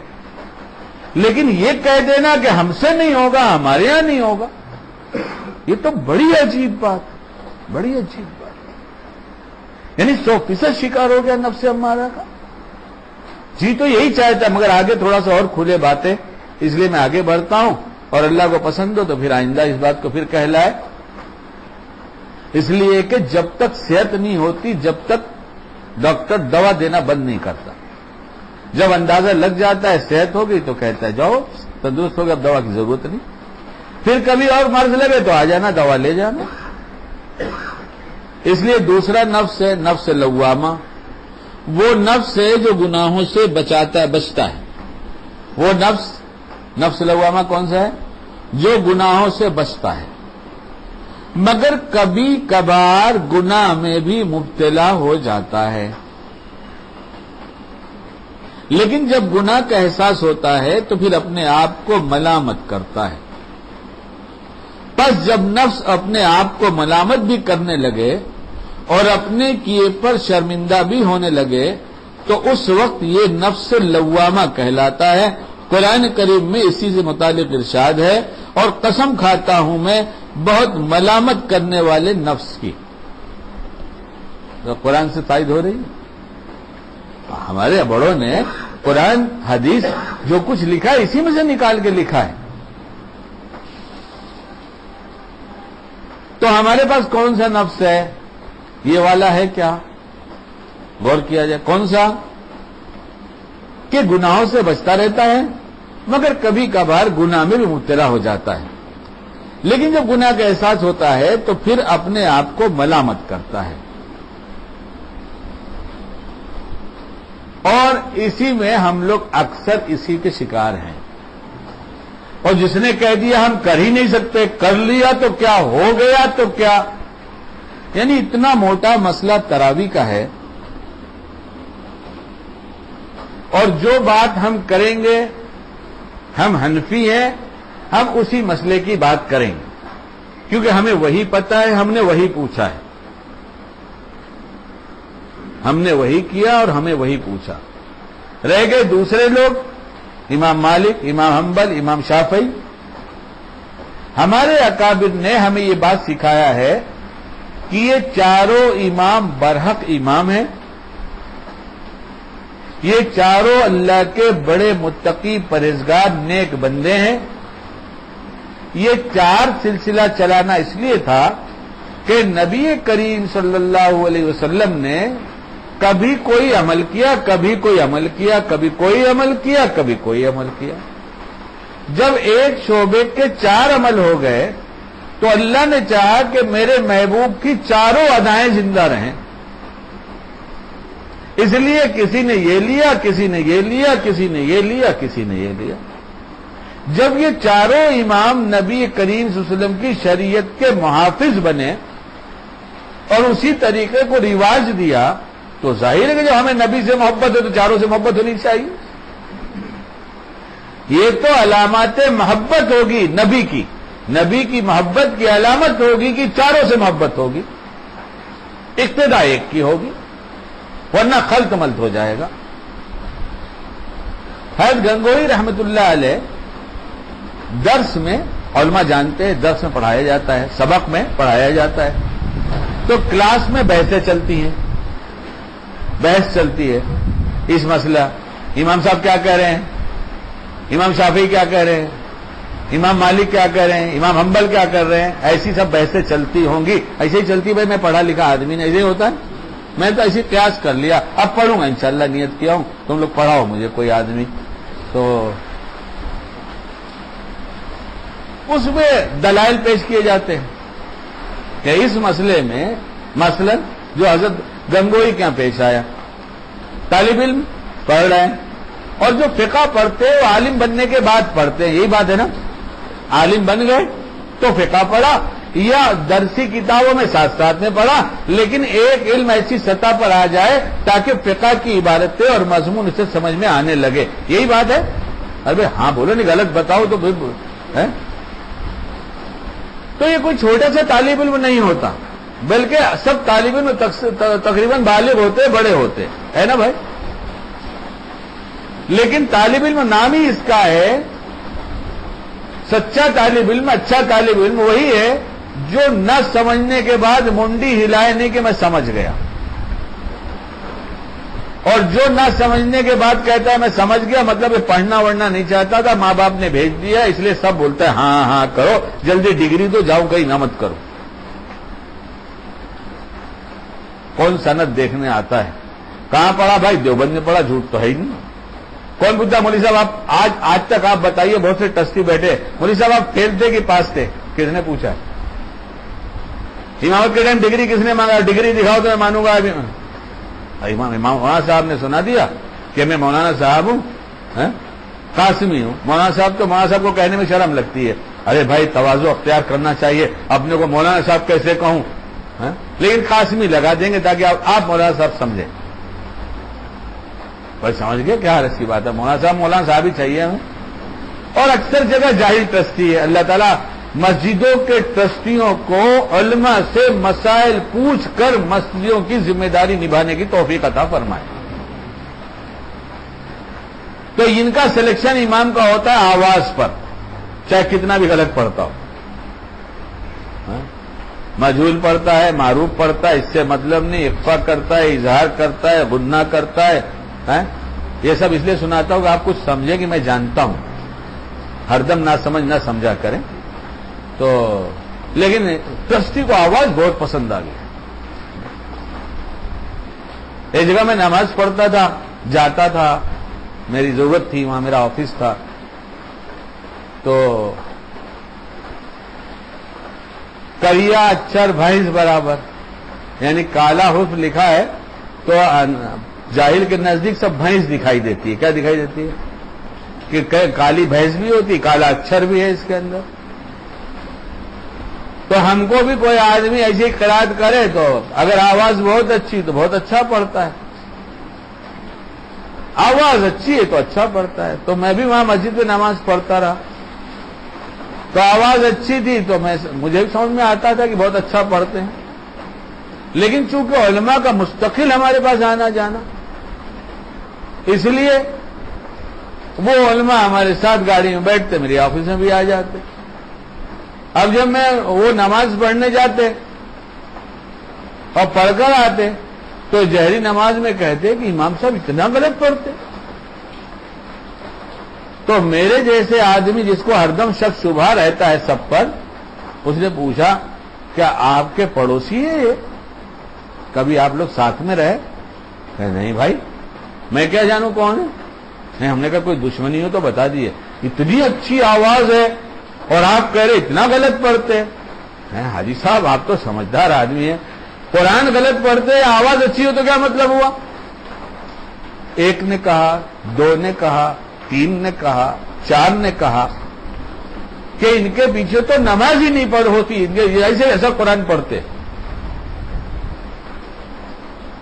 میں نے مسجد میں جانا وہاں چھوڑ دیا، ہم نے کہا بھائی ہم نہیں پڑھیں گے جب نماز ہی نہیں ہوتی تو ہمارے خلاف فتویٰ شائع ہو گیا کہ سب اس کو ہی سمجھ میں آتا ہے، سب اس کو ہی سمجھ۔ اب زمانہ آیا ہے جو اب بہت فتویٰ شائع ہوگا، سب اس کو ہی سمجھ میں آتا ہے۔ تو حضرت گنگوہی رحمت اللہ علیہ سمجھا رہے تھے، فقہ کی بات تھی، تو ایسے دلائل پیش کیے کہ جسے سن کر ایک طالب علم ایک دم اچھل گیا اور اس کی زبان سے یہ نکل گیا کہ آج امام شافعی ہوتے تو بھی قائل ہو جاتے فقہ حنفی کے۔ طالب علم تھا، حضرت نے کہا استغفر اللہ، کیا بات کرتا ہے، توبہ توبہ، ایسی بات کرتا ہے۔ امام شافعی ہوتے تو میں تقریر نہیں کرتا، خود شافعی ہو جاتا۔ سمجھے میاں، ہمارے یہاں اتنا اکرام ہے، جو کہے شافعی حنفی وہ فتنہ پرور ہے، وہ فتنہ پرور، امت میں جوڑ نہیں چاہتا توڑ چاہتا ہے، وہ باطل کے ہاتھوں بک چکا ہے۔ چاروں امام برحق ہے، یہ اللہ کے نبی صلی اللہ علیہ وسلم کی تمام سنتوں کو زندہ کرنے کے لیے چار بنائے، چاروں نبی کے عاشق، چاروں کی زندگیاں پڑھو نا، چاروں کی زندگیاں پڑھو۔ اس لیے میں چونکہ حنفی ہوں، اس لیے حنفی مسئلہ بیان کرتا ہوں، اور مسئلہ کوئی بھی بیان میں نہیں کرتا، میں کہتا ہوں علماء سے پوچھو، یا تو یہ کتاب ہے، یہ کتاب میں یہ حنفیوں کے لیے بات لکھی ہے، کیا کہتا ہوں، تو یہ بتانا جرم ہے؟ کیا لکھی ہے؟ یہ کتابچہ آیا ہے ختم تراویح پر اجرت کا شرعی حکم. کیا کتابچہ ہے؟ لکھنے والے حضرت مفتی محمد راشد صاحب اعظمی، استاذ دارالعلوم دیوبند. کہاں کے استاد ہیں؟ سابق استاد نہیں ہے، سابق استاد نہیں ہے، موجودہ استاد ہیں جنہوں نے ان کو بھی پڑھایا، آپ کو پڑھایا، اور بہت سے یہاں بیٹھے ہیں جن کو پڑھا رہے ہیں. یہ لکھا ہوا ہے. اس میں سے ایک بات اس لیے سنانا چاہتا ہوں کہ نیٹ پر سننے والوں کے پاس یہ کتاب نہیں پہنچے گی، وہ بھی اس عبارت کو سن لیں، اور جتنا مقدمہ کرنا ہو، کیس کرنا ہو، مفتی راشد صاحب پر کریں. کس پر کریں؟ کہ ہم بمبئی کے لوگ آپ سے زیادہ مسئلہ جانتے ہیں اور آپ نے غلط مسئلہ بتایا، ہم آپ پر کیس کریں گے. کر دیجئے. اور مجھ پر کریں گے تو 40 وکیل کا نمبر ہے میرے پارٹنر کے پاس، میں لڑوں گا کیس آپ کے ساتھ. ہاں سنیے حضرت کیا لکھ رہے ہیں، ان کی بات سنیے. یہی سمجھانا ہے ہم کو شکیل کو. سورت میں بیان ہوا تو میں نے کہا دیکھو میں نے ابھی بیان سے پہلے نیت کیا ہے کہ شکیل کے سامنے شکیل بیٹھا ہے، اور مقدس ایک دوسرے شکیل بھی تھے وہاں بیٹھے تھے. تو میں نے کہا وہ شکیل نہیں، اس شکیل کے سامنے یہ شکیل بیٹھا ہے. مثلا آئینے کے سامنے کھڑا ہو کر شکیل کو سمجھا رہا ہے کہ شکیل تو سمجھ، میرا بیان اس نیت سے ہوتا ہے. آپ سمجھنا چاہے سمجھ لیجئے، نہ سمجھے آپ جانیے، اٹھ کے جو چاہے فتوا دیجئے، مجھے آپ سے کوئی ناراضگی نہیں ہے. گالیاں بکنے والوں سے بہت خوش ہوتا ہوں، اور بہتان غیبت لگانے میں بہت خوش ہوتا ہوں، اس لیے کہ اتنے بڑے محسن ہیں کہ وہ نیکیاں میرے پاس آتی ہیں کل جو اس میں شمار ہوگی بغیر ریاکاری میں. کہاں جائے گی وہ؟ اس میں میری ریاکاری شامل ہوگی، ان کی مقبول نیکیاں میرے پاس آئیں گی، اور میری جب تولی جائے گی تو بغیر ریاکاری والی نیکی میری وہاں رہے گی. اتنی ہے. کہاں سے آئی؟ بولے بمبئی سے آئی. کہاں سے آئی؟ پونا سے آئی. کہاں سے آئی؟ احمد نگر سے آئی. کہاں سے آئی؟ آئی دنیا بھر سے آئی. آنے دو آنے دو، بہت اچھی بات ہے، آنے دو. اب لوگ پوچھتے ہیں عورتوں کو آنے دیں. ارے عورتوں کو کیوں آنے دیتے ہو؟ یہ تو بتاؤ، عورتوں کو کیوں آنے دیتے ہو؟ اب فون کرتے ہیں اور اتنے ریکویسٹ فارم، کیا بولیں گے اس کو، ایسے کہتے ہیں حضرت میری بیوی کا بڑا اصرار ہے، ایک دفعہ حضرت کے گھر چل کے بیان سنو. تو میں نے کہا تیسرے مالے پر سے سنے گی، میں گراؤنڈ فلور پر ہوں گا، بیچ میں اتنی دیواریں حائل ہیں، اور حضرت کی آواز ہی سنے گی، دیکھے گی تو ہے نہیں. اور اگر اس نیت سے اندر کا چور ہے کہ دروازے میں داخل ہو کے حضرت کو دیکھوں گی، تو پوچھو مفتی صاحب سے کہ حضرت کو دیکھنا جائز ہے کہ ناجائز ہے.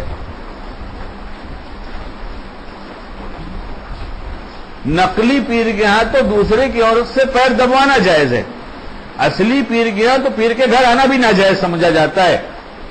کیوں آئے بھائی پہلے بتاؤ نا. میں ناجائز کا فتوا نہیں دے رہا ہوں کہ اٹھ کے مجھ سے لڑنا، لیکن کیوں آئے یہ تو بتاؤ.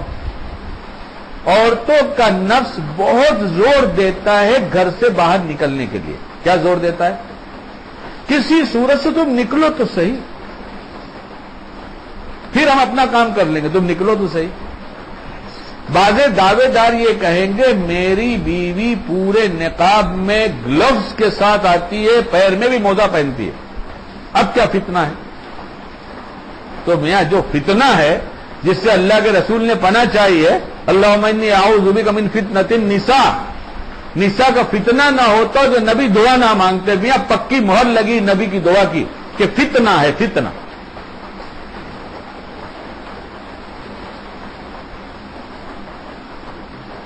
سب کے ساتھ ڈھک کر آئی. آپ لوگ مرد حضرات بیٹھے ہیں، میں آپ کو قسم دیتا ہوں، آپ بتائیے چہرہ نہ دیکھ کر صرف وجود پہ نگاہ ڈالنے سے نفس لذت لیتا ہے نہیں لیتا؟ مجھے بتائیے آپ. نہ مرد ہوگا جس کے اندر یہ بات پیدا نہ ہو، نہ مرد ہوگا. بزرگوں کا نفس مرتا نہیں ہے، اس جذبات کے ابھرنے کے بعد اسے کچل دیتے. چپ نالائق کہیں کا. تبھی تو مجاہدہ ہے. شرط رکھا ہے ہدایت مجاہدے کے ساتھ ہوگی، اگر مجاہدہ نہیں تو ہدایت نہیں. اس لیے مجاہدے کا یہ موقع آتا ہے بزرگوں کے ساتھ بھی، اللہ والوں کے ساتھ بھی. ان کا نفس میاں تو ہم لوگ کے پاس کیا نفس ہے؟ وہ تو اتنا اللہ سے تعلق ہوتا ہے، ورنہ 4 بیویوں کے بغیر تو ان کا کام ہی نہیں چلے. سب بات بولتا ہوں. یہ تو اتنے جوان مرد ہوتے ہیں، اور یہ تو چونکہ بچیاں اور سب سنتے ہیں اس لیے میں اس کو اور نہیں کھولتا، صرف اتنا ہی کہتا ہوں. بہت جگہ بچیاں سنتی ہیں، ورنہ ان کا نفس. ہم تو بہت بولے اگر خالی مرد آپ سنیے تو ہم سنائے آپ کو کہ مردانگی کس کا نام کیا ہے اور ہوتی کس کے پاس ہے. یہ آنکھوں کے پھاڑ پھاڑ کے دیکھنے والوں کے پاس سے تو جوانی سے پہلے رخصت ہو جاتی ہے. میاں یہاں جوانی کہاں ہے؟ ہر گھر کے جھگڑے اور فتنے اسی کی وجہ سے کہ آنکھوں کی بدنگاہی میں مبتلا ہو کر مادہ منویہ کا وہ جوہر جو بیوی کو خوش کرنے کے لیے اللہ نے دیا تھا اس میں وہ پتلا پن آتا ہے کہ بیوی کا حق ادا نہیں کرتا، اس لیے جھگڑے ہوتے ہیں. فیڈ آتی ہے، بولتا ہے جنات آتے ہیں، میاں تجھے حق ادا کرنا نہیں آتا اس لیے سب آتا ہے. یہ سب باتیں ہیں اور بہت کچھ ہے، نہیں بیان کرتا میں. جب یہ عورت اپنے گھر سے نکلی، اگر آپ کو اور ہم کو اس کے وجود پر نگاہ ڈال کر دل کے اندر تغیر پیدا ہوتا ہے تو جن کے نزدیک کے مسئلہ ہی نہیں ہے وہ گھوریں گے نہیں گھوریں گے ہماری بیوی ہماری بیٹی کو. بتاؤ، بولتے جائز ہے کہ ناجائز، جائز ہے کہ ناجائز، جائز ہے کہ ناجائز. سب یہی پوچھو گے جائز ہے ناجائز؟ اتنا بڑا فتنہ وجود میں آ جائے، دل تباہ برباد ہو جائے، اللہ کا تعلق لٹ جائے، نماز کی لذت چھن جائے، پاک کلام اچھا نہ لگے، اس سے بڑا فتنہ اور کیا ہوگا میاں؟ ہر دم جائز ہے کہ ناجائز، جائز ہے کہ ناجائز. جہاں طبیعتیں چلتی ہیں وہاں جائز ناجائز بہت پوچھا جاتا ہے، اور دھیرے دھیرے حالت یہ ہو جاتی ہے کہ سارا حرام حلال ہو جاتا ہے. کیا بیان کروں میں اس بات کو؟ سنیے اور سب لوگ سن لیں، اور وہ جو لوگ سنتے سناتے ہیں بہت تقریر کرتے ہیں وہ لوگ بھی سن لیں، اور ڈگری ہولڈر بھی سن لیں اور کہیں جتنا مجھے کہنا ہے. بسم اللہ الرحمن الرحیم. عرض مرتب. اس کتاب لکھنے والے کی غرض کیا ہے؟ نحمد و نصلی علی رسول الکریم. اما بعد، آج کل ماحول و معاشرے میں جو غیر شرعی چیزیں بڑی تیزی کے ساتھ رواج پا رہی ہیں ان میں تراویح میں قرآن کریم سنانے کی اجرت لینے اور دینے کا مسئلہ بھی ہے. غیر شرعی اور غلط چیزوں کا وہ عموم جس میں اہل علم اور دیندار طبقہ مبتلا ہے. یہ جملہ پھر سنیے. غیر شرعی اور غلط چیزوں کا وہ عموم جس میں اہل علم اور دیندار طبقہ مبتلا ہو وہ بڑا خطرناک ہوتا ہے. پھر سے پڑھوں، بہت غور سے سنیے اس جملے کو. غیر شرعی اور غلط چیزوں کا وہ عموم جس میں اہل علم اور دیندار طبقہ مبتلا ہو وہ بڑا خطرناک ہوتا ہے. بدقسمتی سے تراویح کی اجرت لینے میں زیادہ تر یہی طبقہ مبتلا ہے. قرآن کریم کون سناتا ہے؟ حافظ ہی سنائے گا، عالم بھی ہو سکتا ہے.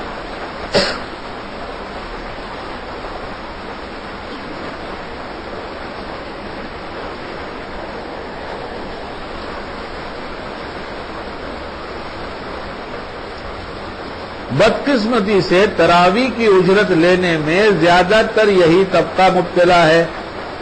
حالانکہ اہل علم کا اجماعی فتویٰ ہے، ایک عالم کا نہیں، اہل علم کا اجتماعی فتویٰ ہے کہ تراویح میں قرآن کریم سنانے کی اجرت لینی اور دینی دونوں حرام اور ناجائز ہے. نفس امارہ کے اتنے شکار ہوئے کہ حرام ہوگا اور مسجد میں ہوگا اور جو ٹوکے گا اسے برا کہیں گے. یہ نفس امارہ کے شکار ہے. ہے سب تشریح لکھی ہے نا, تو جیسی لکھی ہے ویسے لوگ ہوں گے نا دنیا میں. کہاں ہوتا ہے یہ عمل؟ ڈٹائی کے ساتھ ہوتا ہے, دعوے کے ساتھ ہوتا ہے.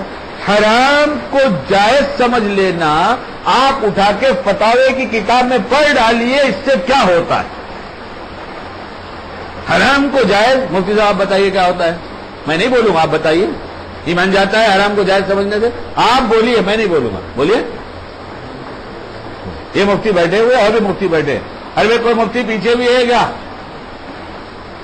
اچھا تم مت گواہی دے, تو میرا بیٹا ہے تو بولے بیٹے کی گواہی باپ کے حق میں قبول نہیں. چل دوسرے بہت سے مفتی بیٹھے. ہاں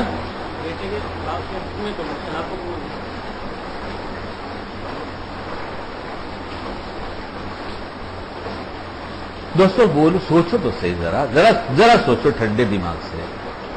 میری تقریر نہیں, یہ تحریر آپ کو میں سنا رہا ہوں.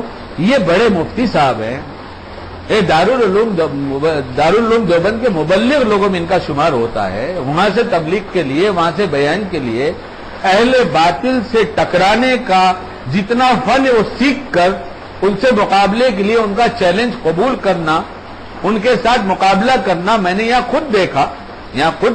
جب یہاں کا باطل چیخا بہت زور سے, رہنے دو, فتنہ مت کرو.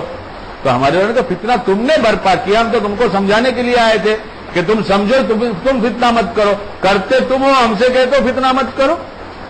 آپ اشارہ تو سمجھ گئے ہوں گے نا.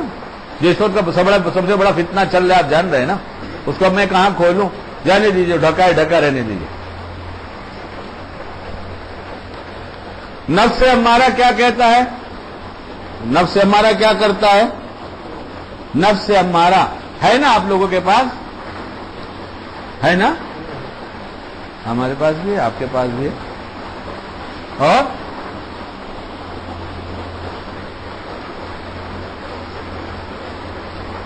نفس ہمارا کیا کہتا ہے کہ برائی کی خواہش کرتا ہے اور اس کو کرنے کے بعد شرمندہ بھی نہیں ہوتا. اس کو کرنے کے بعد کیا ہوتا ہے؟ شرمندہ بھی نہیں ہوتا. تو تراویح کے بعد پیسہ لینے کے بعد کتنا خوش ہوتا ہے؟ شرمندہ ہوتا ہے کہ خوش ہوتا ہے؟ اور میرے جیسا کہہ دے تو جھگڑنے کو تیار ہے. کہوں گا تو ضرور, اس لیے کہ اس کا فائدہ دیکھا. بہت سے ایمان والے ایسے ہیں جن کو یہ سارے اعمال اس لیے ہو گئے ان کے کہ انہیں علم نہیں تھا. جب علم ہو گیا کہ نہیں ہونا چاہیے تو توبہ کر لیا. اور وہ دوسرا نفس ایسا ہی ہے کہ برائی کی خواہش کرتا ہے لیکن برائی میں مبتلا بہت کم ہوتا ہے, اور اگر ہو جاتی ہے تو توبہ کرتا ہے. تو ہمیں تو امید یہ ہے کہ یہاں جتنے لوگ ہیں اور جو جہاں سن رہے ہیں, اگر وہ سچ مچ اللہ کے لیے سن رہے ہیں تو پھر کہی ہوئی باتوں پر بغور سوچنا چاہیے کہ جب یہ حق ہے اور صحیح ہے, کوئی نہیں کہتا, یہ کسی چیز کے باطل ہونے کی دلیل نہیں ہے کہ کوئی نہیں کہتا, تم کہتے ہو, تو کوئی تو نہیں کہا تھا لا الہ الا اللہ محمد رسول اللہ. جب کہنے والے آئے تو اکیلے آئے تھے نا, پوچھ رہے پورے معاشرے میں کوئی نہیں کہتا. تو اگر یہی دلیل ہوتی تو پھر کامیابی کیا تھی اور ناکامی کیا تھی؟ تو یہ تو کوئی دلیل نہیں کہ کوئی نہ کہے, کوئی نہ کہے. اور میں اپنی طرف سے کہوں تو آپ کہیے کہ تو تیری طرف سے بولتا ہے. میں سب باتیں آپ کو کتاب سے سنا رہا ہوں. سارے مضمون بیان کرتے کرتے درمیان میں آپ سے کہتا رہتا ہوں کہ علماء ہے, مجھے بتا دیں, غلط ہے تو میں توبہ کر لوں. اور اگر کوئی کہتا ہو کہ یہ اس کا صرف کہنا ہے کہ غلط بات سے توبہ کر لوں, کرتا نہیں, تو میرا دوست بیٹھا ہے نوید, اور اس کے پھوپھا جو یہاں کے جگ پھوپھا ہیں یعقوب بھائی, ان سے جا کے پوچھو, ان سے پوچھو. ہمارے والے جو کہے جاتے وہ تو ہمارے ہیں, ہماری ہی کہیں گے آپ کے نزدیک. پوچھو ان لوگوں سے. اور ابھی میں کہتا ہوں ان سے پوچھو, ہاں کراؤ, کہ ہاں کرے تو ٹھیک, نہ کرے تو جھوٹا. میں نے مسئلہ بیان کر دیا, کتاب میں دیکھا ہوا, اور اس میں یہ لکھا تھا کہ چاروں امام کے ہاں یہ چیز منع ہے.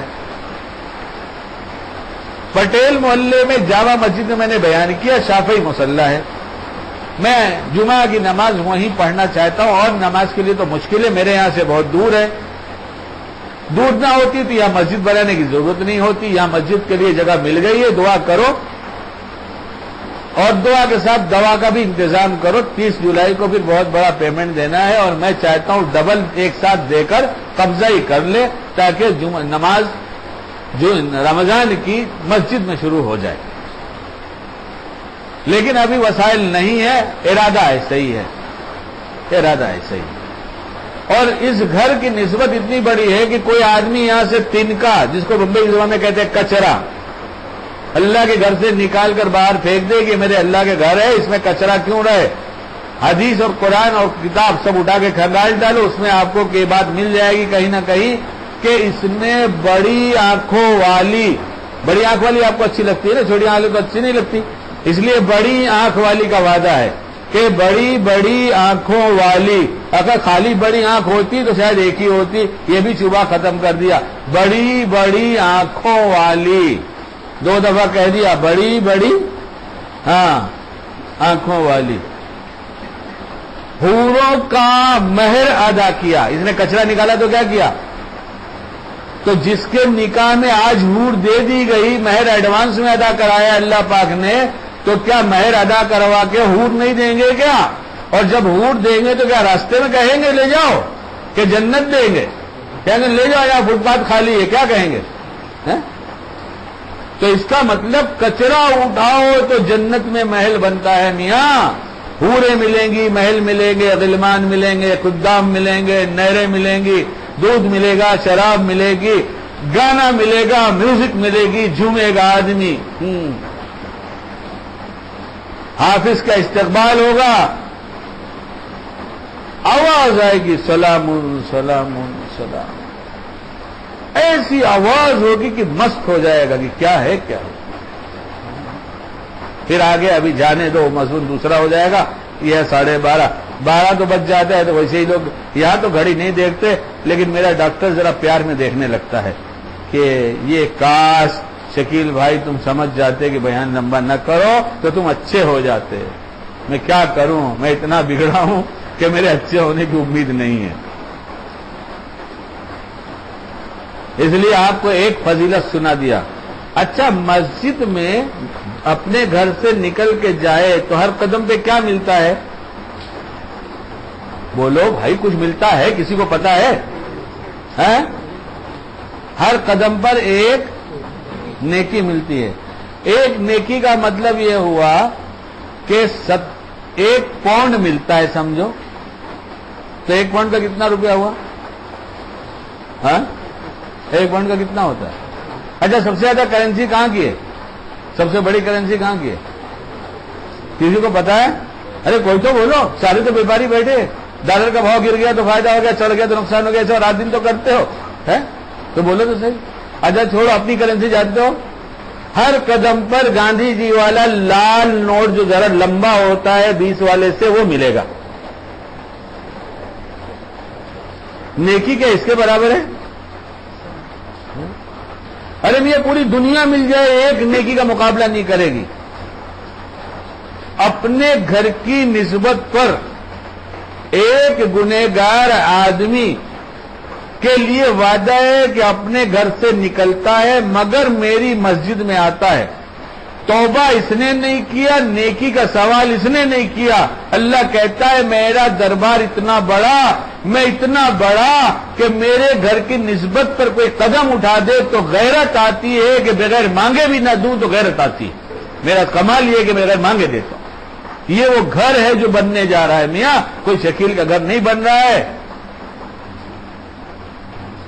اتنی خوشی ہوئی، ایک 14 سال کی لڑکی ہوگی، شاید 14-15 کی ہوگی، بس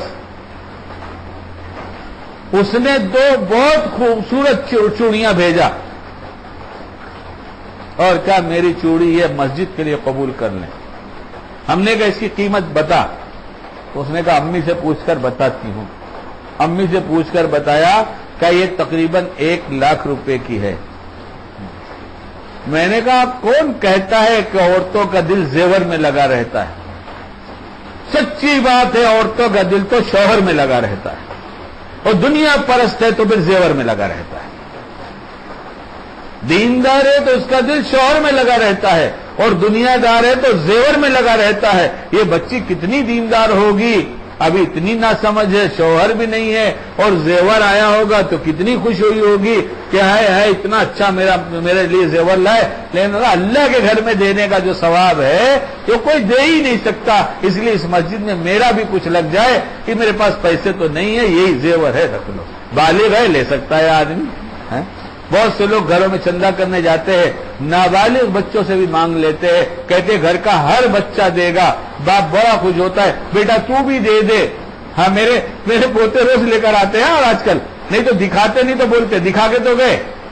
10-10 का नोट ऐसा मुट्ठी में लेकर आया शहाबुद्दीन, दादा अब्बा आपकी मस्जिद में बहुत पैसा देने वाला हूं, ये लीजिए आप। उसके नजदीक तो बहुत पैसा है। दूसरी बोल के गई छोटी वाली, मैं भी दादा अब्बा आपकी मस्जिद में पैसे दूंगी, मैं रखी हूं। तो अब दे दो, ये जायज है कि नाजायज, जरा पूछो तो। जज्बात के साथ जीना दीनदारी नहीं है। शरीयत की पाबंदी के साथ जज्बात को कुचल कर जीना, इसका नाम है दीवाना। हाँ, शरीयत ने हर जगह जज्बात को नहीं कुचला, बहुत जगह इजाजत दी अपने जज्बात जिंदा करो। जहां तुमने कुचला है वो शोबे में तुम्हें जन्नत में दे दूंगा, मनमानी करना। जहां तुमसे कहा कुचल दो, तुमने चंद लम्हे की चाहता, चंद महीने की चाहता, चंद साल की चाहता, मेरे बंदे मेरी निस्बत तूने कुचला था, मैंने तुझे हमेशा के लिए दे दिया। जन्नत तो वो जगह होगी। इसलिए आप हजरात के सामने तस्करा आ गया तो मस्जिद की बात कह देने में कोई हरज तो नहीं। अरे कोई नया आया होगा, बोले यार सब इतना चिल्ला के चंदा ही मांगना तो पहले ही बोल दिए होते, इतना बोलने की जरूरत क्या थी। नहीं, ऐसा नहीं। तो ये मस्जिद की बात क्यों आई? इसलिए आई कि जामा मस्जिद में बहुत जी चाहता पढ़ने का, पता नहीं किसने बनवाया, इतने अखलास के साथ बनी है। वहां की नमाज का मजा ही दूसरा है। हमें पहले भी जमात में आया हूं पनवेल, लेकिन जामा मस्जिद की नमाज का मजा ही दूसरा है। इसलिए वहीं पढ़ता हूं, भाग कर जाता हूं। जब नहीं मौका मिलता तो फिर कहीं और पढ़ता हूं। तो मुसलसल बयान होने की वजह से जुमा के बाद बहुत से लोग बैठ जाया करते थे, अच्छा खासा मजमा होता था। लेकिन अब मैंने यहां इसलिए शुरू कर दिया कि बहुत से लोग पूछते हैं कि भाई यहां क्यों बयान करते हो, मस्जिद में क्यों नहीं करते। तो बहुत मुख्तसर सी बात है, उसका जवाब मुख्तसर सा ये है कि बात यह है कि मैंने उन लोगों से कह रखा था कि जब भी कोई बाहर का आलिम आए, कोई जमात आ जाए तो आप उनका बयान कराना, मेरा मत कराना, कोई हर्ज की बात नहीं। अब धीरे धीरे सुनने वाले मुमरा से, गोंडी से, इधर और दूर नजदीक से, कभी लोनावाला से, कभी पूना से यहां आ जाते, और जब देखते कि आज मेरा बयान नहीं है तो बयान तो जो है सब दीन ही का है, किसी का भी सुनेंगे सवाब तो मिलेगा, मगर आप खुद जरा बता दें ये जरा हटके है कि नहीं है। हटके बहुत पसंद है ना बंबई वालों को, है? बच्ची पैदा हुई तो जरा नाम हटके, कोई दुकान खोलना है तो नाम हटके। मैं नहीं कहता है कि है सटके, लेकिन जब हमारे पास नबी के नाम की निस्बत है, अल्लाह के नाम की निस्बत है, सहाबा के नाम की निस्बत है, सहाबियात के नाम की निस्बत है, तो हटके का क्या मतलब हुआ? यानी शरीयत से जरा सा हटके।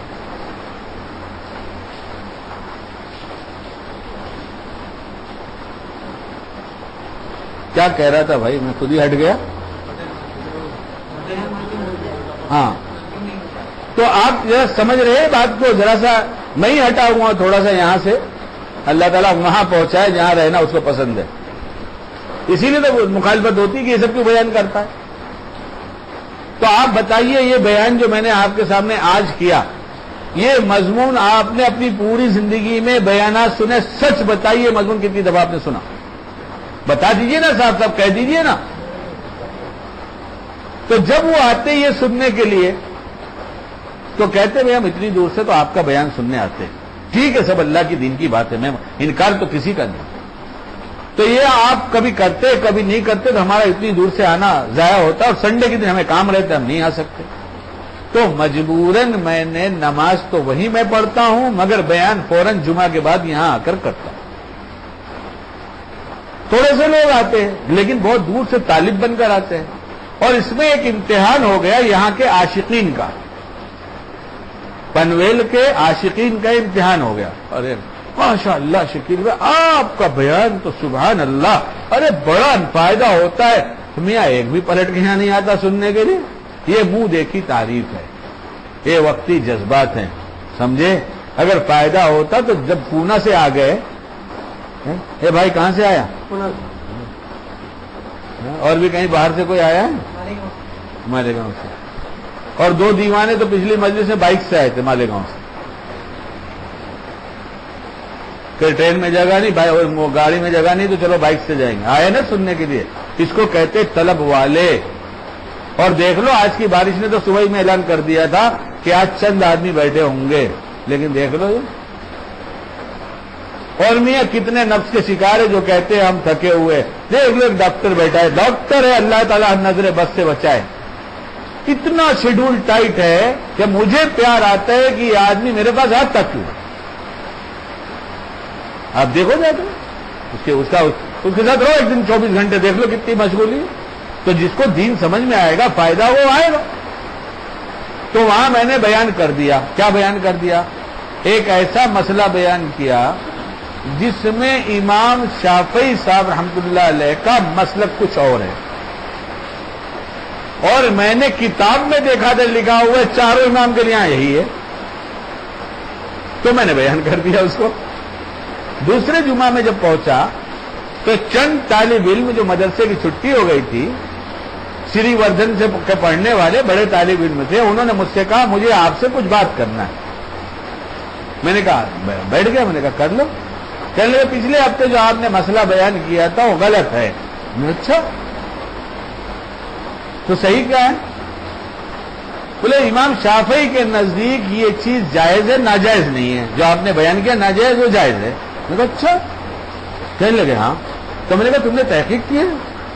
اور بیٹا سنو، میں آئندہ جمعہ کو آؤں گا، اب تو جمعہ ہو گیا، اور میں بھی تحقیق کر لیتا ہوں، تم بھی تحقیق کر لو اور مجھے بتا دو.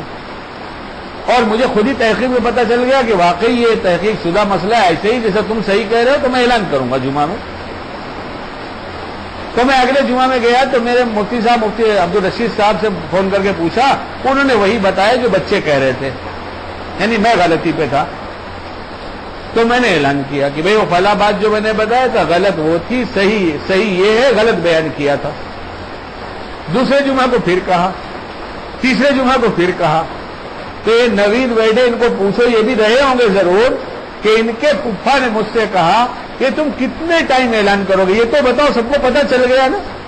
ارے میاں یہ تو میں بہت دفعہ کہوں گا تاکہ ایسا کوئی نہ ہو میری وجہ سے ایک غلط مسئلے کا شکار ہو گیا تو میں اللہ کو کیا جواب دوں گا کہ صحیح کو تو نے غلط بتایا. اس لیے ابھی بھی میں آپ سے کہتا ہوں کہ جو چیز میں آپ کو سناتا ہوں اس میں جو بات غلط ہو آپ مجھے کہیے، آپ مجھے بتائیے کہ بھائی یہ غلط ہے. لیکن میں سمجھتا ہوں کے ساتھ نہیں سنوں گا، دلائل کتابوں کے ساتھ حوالے کے ساتھ لے کر آئیے گا. اتنا پیدل نہیں ہوں الحمدللہ، اس کے بغیر تو نہیں مانوں گا. میں مفتی کا باپ ہوں، ہے نا مفتی کا باپ، مفتی کا تو باپ ہوں میں. میرا بیٹا مفتی ہے، کوئی یہ نہ سمجھے میں سارے مفتیوں کا باپ کہہ رہا ہوں. ہاں میرا بیٹا مفتی ہے، میں اس کا باپ ہوں. اب آگے کچھ سنا دوں، تھوڑی سی بات ان کی سن لیجئے. حالانکہ بدقسمتی سے تراویح کی اجرت لینے میں زیادہ تر یہی طبقہ مبتلا ہے. حالانکہ اہل علم کا اجماعی فتویٰ ہے کہ تراویح میں قرآن کریم سنانے کی اجرت لینی اور دینی دونوں حرام اور ناجائز ہے، چاہے شرط لگا کر لی جائے یا بغیر شرط لگائے لی جائے. زیر نظر کتابچے میں، یعنی اس کتابچے میں اس موضوع پر بڑی وضاحت کے ساتھ تمام شکلوں کو خوب واضح کر کے ان کا حکم معتبر فتاوی کی روشنی میں بیان کیا گیا ہے، جو انشاءاللہ حق اور صحیح بات کے سمجھنے اور حرام سے بچنے اور بچانے کے سلسلے میں زیادہ مفید اور معاون ہوگا. اللہ تعالیٰ اس رسالے کی اشاعت کرنے والوں کو پوری امت کی طرف سے اجر عظیم عنایت فرمائیں۔ ایک بچہ ہے جو وہاں سے چھپوا کر لے کر آیا اور خود لکھوا کر وہاں سے تیار کرا کے لے کر آیا ہے، یہ بڑی تعداد میں یہاں رکھا ہوا ہے، اس کو لیجئے اور اس کو عام کیجئے، اس کو لوگوں میں پھیلائیے اور بتائیے۔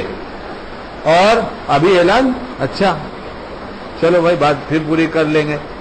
اپنے روزے کی حفاظت کریں۔ ابھی روزہ آ رہا ہے نا، روزہ خراب کیسے ہو جاتا ہے اس کے لیے بھی ایک چھوٹا سا کتاب چاہے، اور آپ میں ہر آدمی یہ چاہے گا کہ میرا روزہ خراب نہ ہو، ہر آدمی چاہے گا نا، اس لیے اس کتاب کا پڑھنا بہت ضروری ہے۔ چونکہ مسائل موٹی موٹی کتابوں میں ہوتا ہے اور ہماری توجہ ادھر ہوتی نہیں، علم کی کمی کی وجہ سے ہم تو موٹی کتاب دیکھ کر ہی ڈر جاتے ہیں، اس لیے اس میں سے نکال کر یہ کتابچہ شائع کیا گیا ہے۔ یہ دونوں کتابچے 5-5 روپے میں یہ لوگ بیچ رہے ہیں، 5 روپے کے 2 نہیں، آپ خریدیں گے تو کہیں گے 5 روپے کا 2 تو یہ 1 دیں گے آپ کو، سمجھ گئے نا، 5 روپے کا 2 تو یہ 1 دیں گے، کہیں گے آپ 2 اور یہ دیں گے 1۔ میمن دیتا ہے 1 اور کہتا ہے گن،